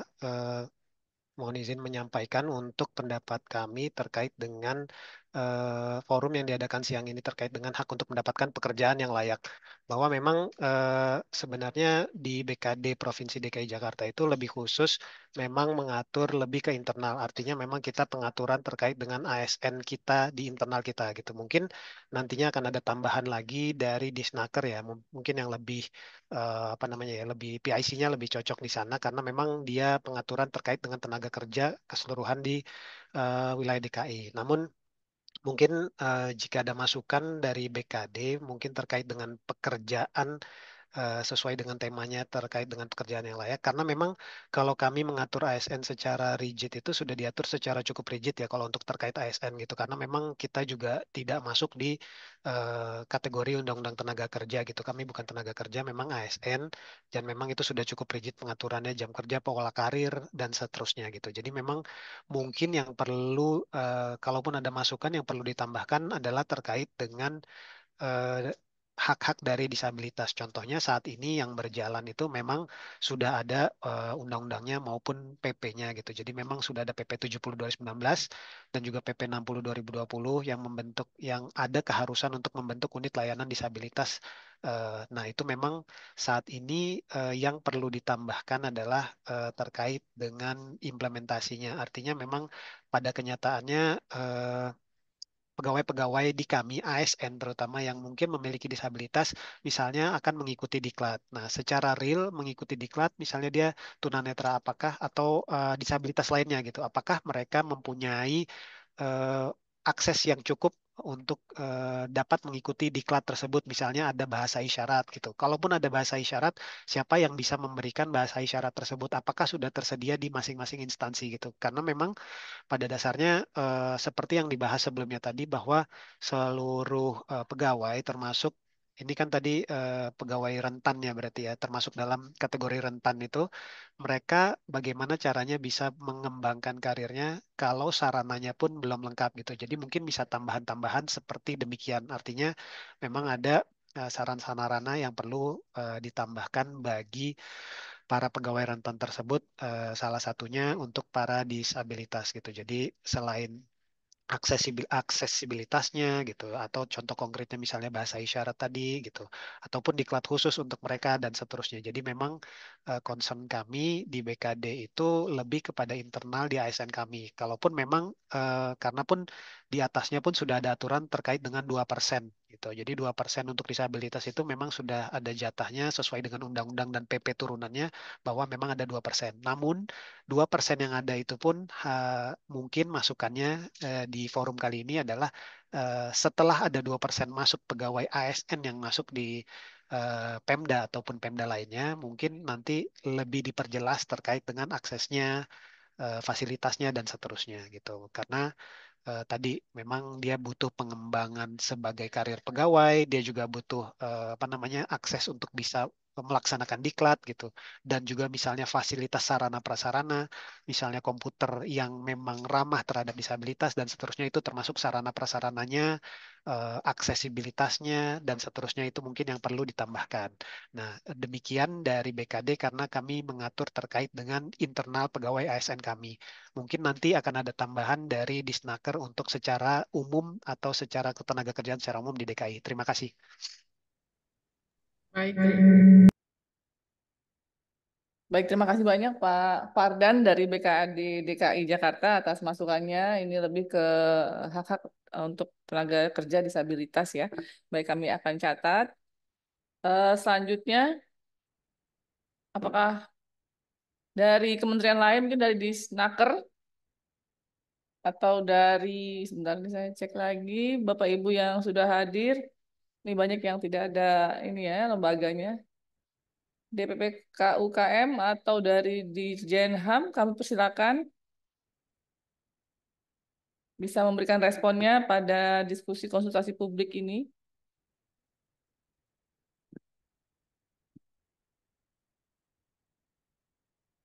Dari Kemnaker mungkin?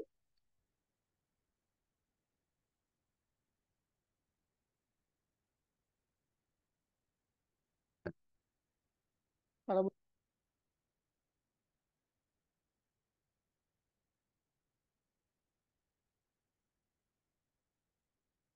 baik, mungkin sambil menunggu peserta yang lain memberikan respon atau memberikan catatan dalam draft 02 ini, mungkin kita undang Mas Algif untuk bisa memberikan tanggapan dari beberapa pertanyaan tadi dari Pak Kikin, ini terkait tentang juga ketersediaan untuk ini ya unit layanan disabilitas dari Pak Kikin Komisioner KND, kemudian tadi dari Bu Isti tentang BPJS Kesehatan, ini juga mengingatkan tentang jaminan sosial kesehatan yang mungkin belum kita insert. Jadi dan kemudian ada pembagian 5%, 4% dari pemberi kerja dan 1% untuk pekerja. Tadi pembagian pembiayaan untuk jaminan sosial kesehatan.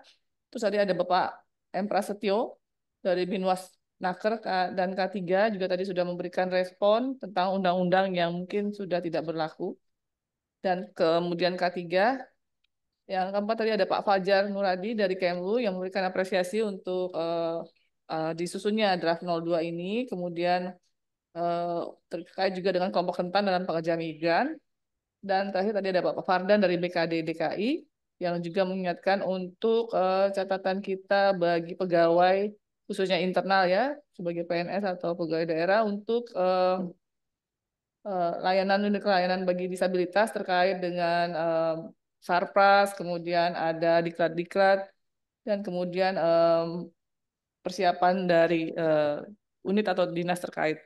Silakan Mas Agif. Ya, terima kasih Mbak Delsi.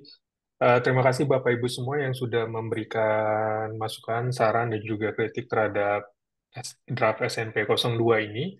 Eh, Tentunya kami tidak ada keberatan ataupun sanggahan sama sekali karena ini sifatnya masukan gitu ya. Tapi kami juga menyetujui banyak sekali poin yang Bapak Ibu sampaikan gitu ya.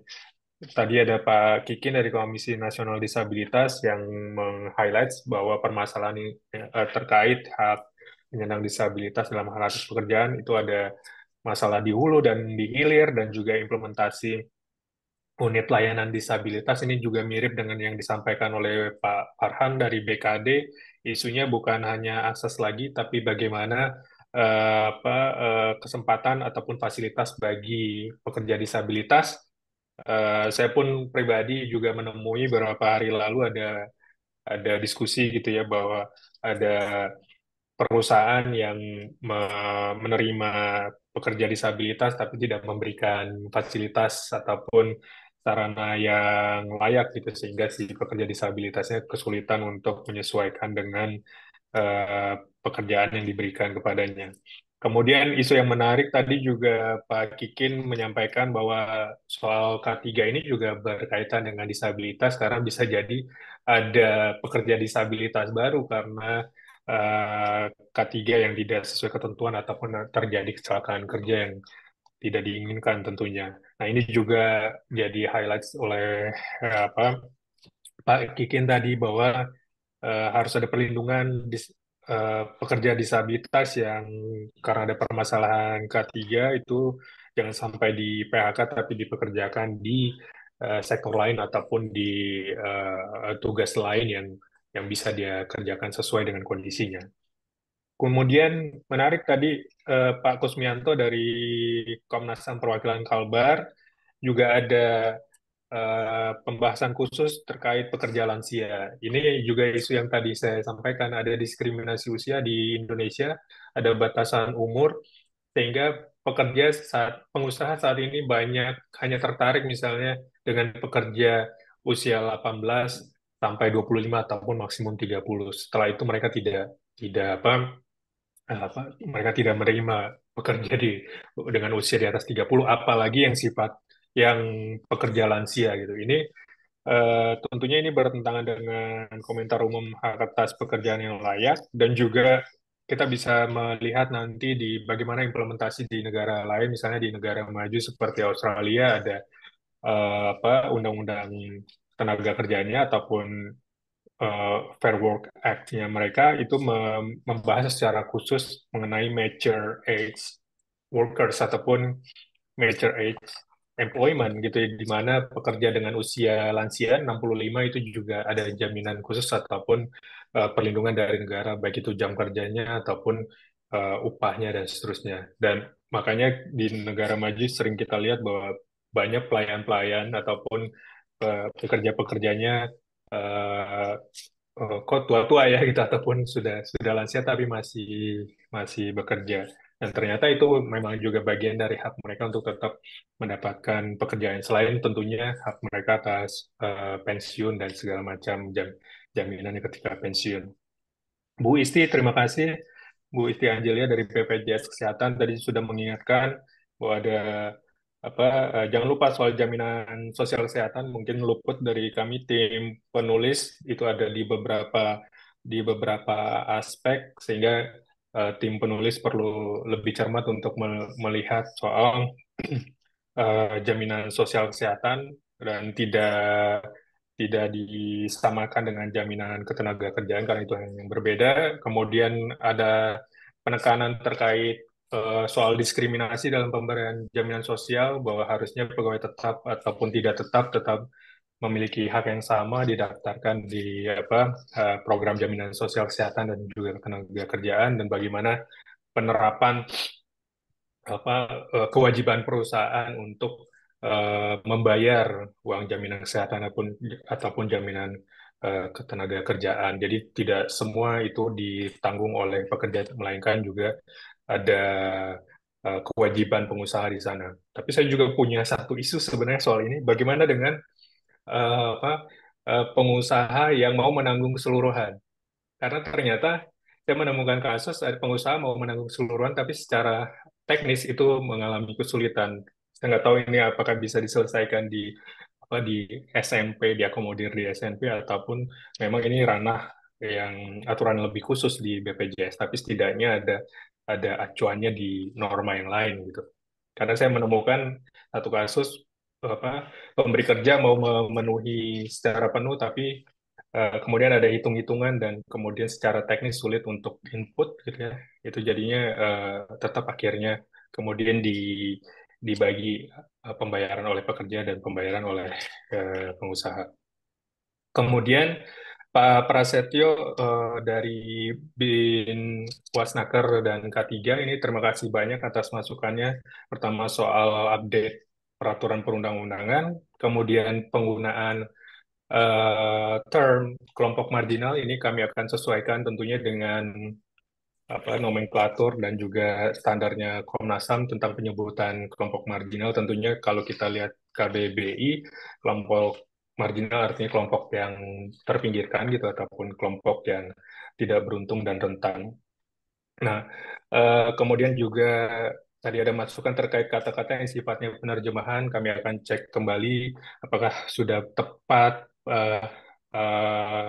serapannya atau belum, sesuai KBBI atau belum, dan seterusnya. Dan tadi ada masukan untuk mengacu kepada undang-undang yang sudah diratifikasi saja, dan instrumen yang belum diratifikasi sifatnya hanya instrumen tambahan. Nah, ini eh, kami akan diskusikan yang jelas standar norma dan pengaturan ini sebisa mungkin harus lebih baik dari undang-undang yang ada.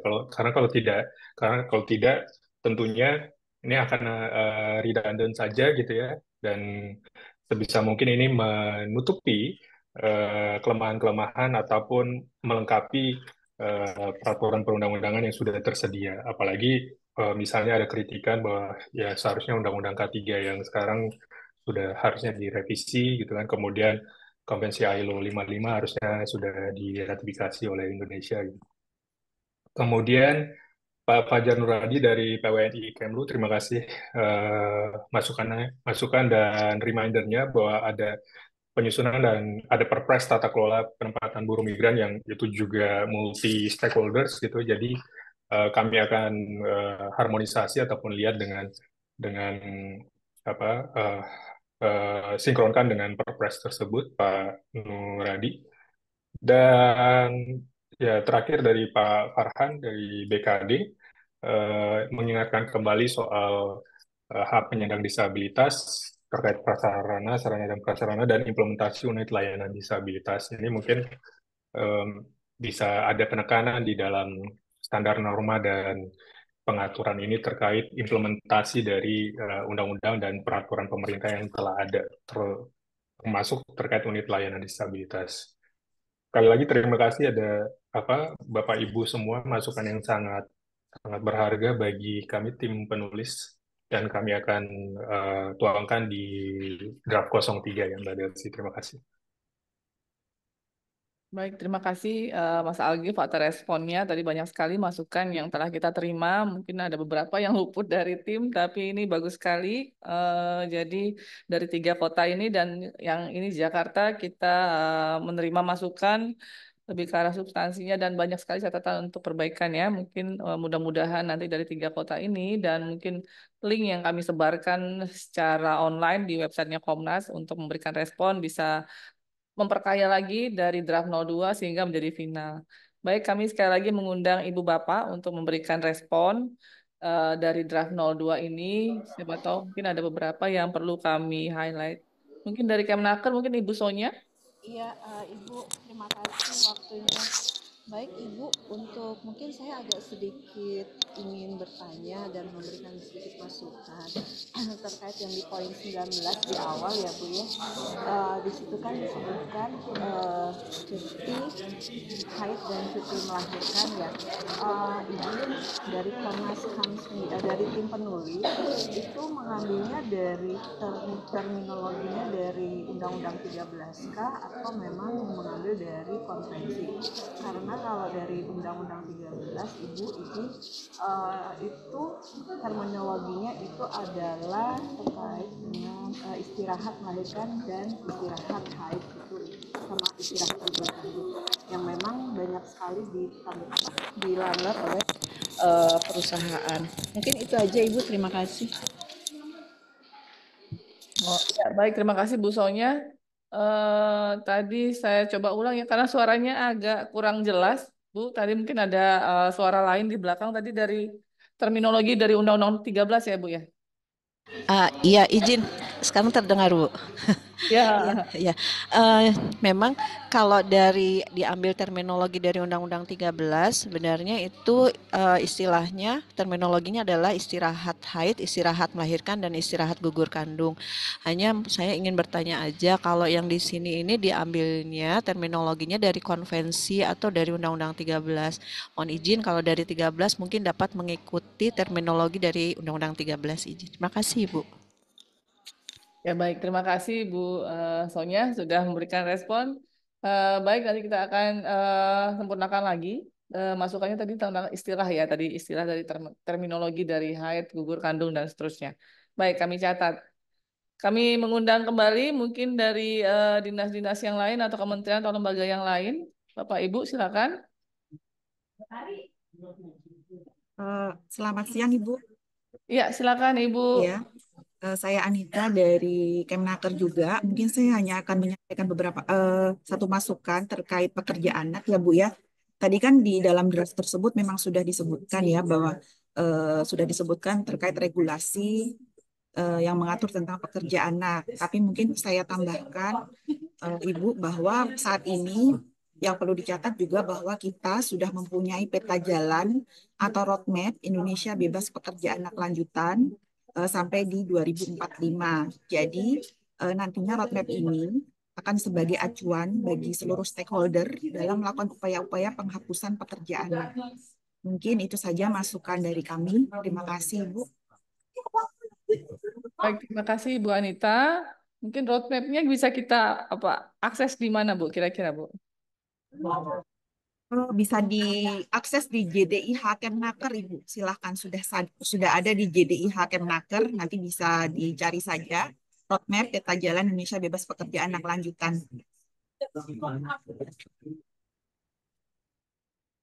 Baik Ibu, di JDIH ya berarti ya Bu ya? Iya Bu. Oh baik, baik. Nanti kami akan coba masukkan sebagai ini ya bahan untuk penyempurnaan dokumennya. Terima kasih banyak Ibu Anita. Baik, selanjutnya apakah Bapak Ibu masih ada yang ingin memberikan respon atau tanggapan dari draft 02 ini?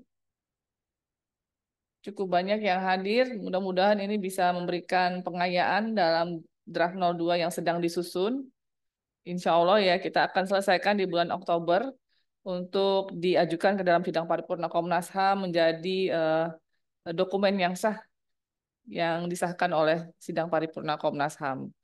Untuk itu masukan dari Bapak Ibu semua sangat kami tunggu untuk melengkapi atau memperkaya dari draft 02.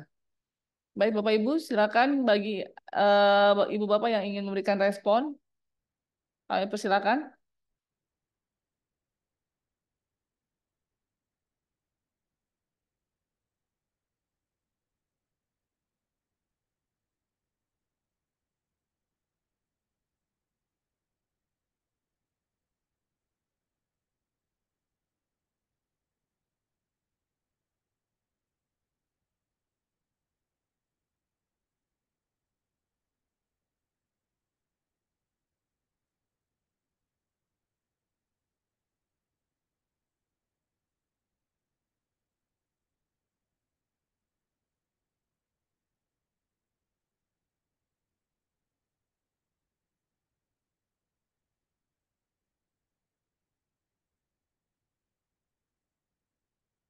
Ada. Ya. Izin mau tanya.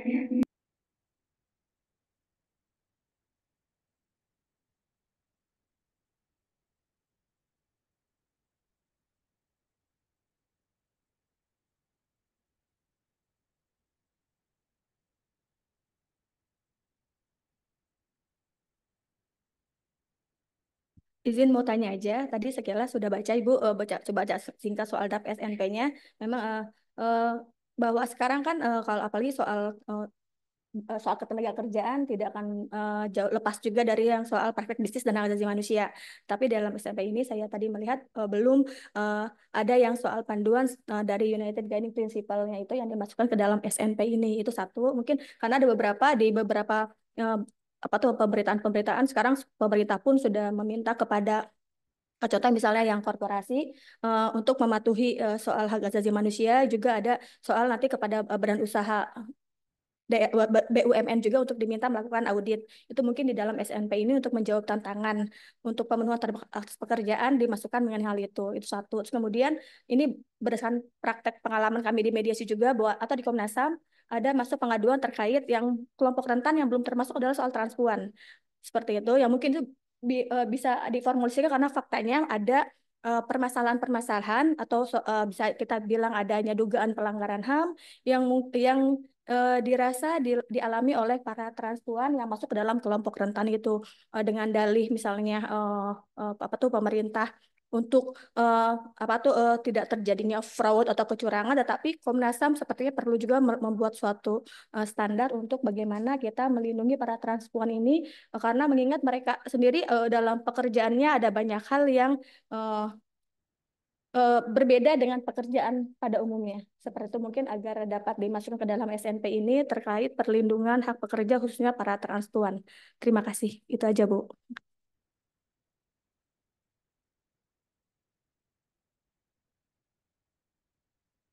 Baik, terima kasih Bu Eri sudah memberikan respon dari tim mediasi yang hadir bersama kami di ruang rapat Komnas HAM. Baik, Bapak Ibu, apakah masih ada yang ingin memberikan respon atau memberikan tanggapan dari draft 02 SNP hak atas pekerjaan yang layak? Kalau sudah tidak ada, maka kami tetap menunggu catatan tertulis mungkin ya dari Bapak Ibu yang mungkin belum bisa memberikan respon secara online bersama kami.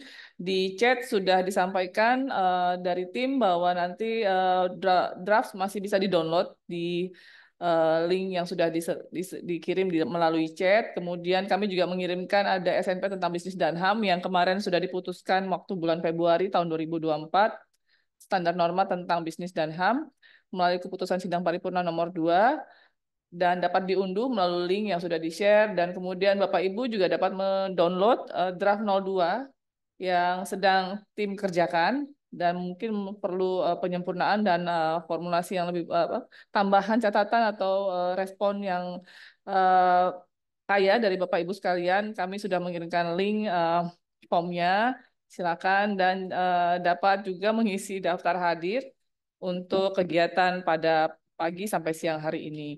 Kemudian masukan dan respon juga dapat dikirim melalui email. Tadi tim sudah mengirimkan email yang dapat dilihat melalui chat, yaitu pengkajian@komnasham.go.id atau pengkajianpenelitian.komnasham@gmail.com. Nah, bagi Bapak Ibu yang ingin memberikan respon secara tertulis, kami sangat menunggu respon dari bahasan kita pada siang atau pagi hari ini. Dan 13 SNP yang telah ditetapkan oleh Komnas HAM juga dapat dilihat melalui link yang telah kita share melalui chat. Monggo Bapak Ibu bisa melihat beberapa SNP yang telah kami putuskan melalui sidang paripurna. Baik, kalau sudah tidak ada lagi catatan atau respon dari Ibu Bapak sekalian yang hadir bersama di dalam Zoom ini, maka kami minta Bu Anis selaku Ketua Tim dari penyusunan standar norma dan pengaturan ini mungkin menutup ya Bu ya, atau memberikan respon secara akhir dari konsultasi publik yang ketiga ini. Kepada Ibu Anis kami persilakan.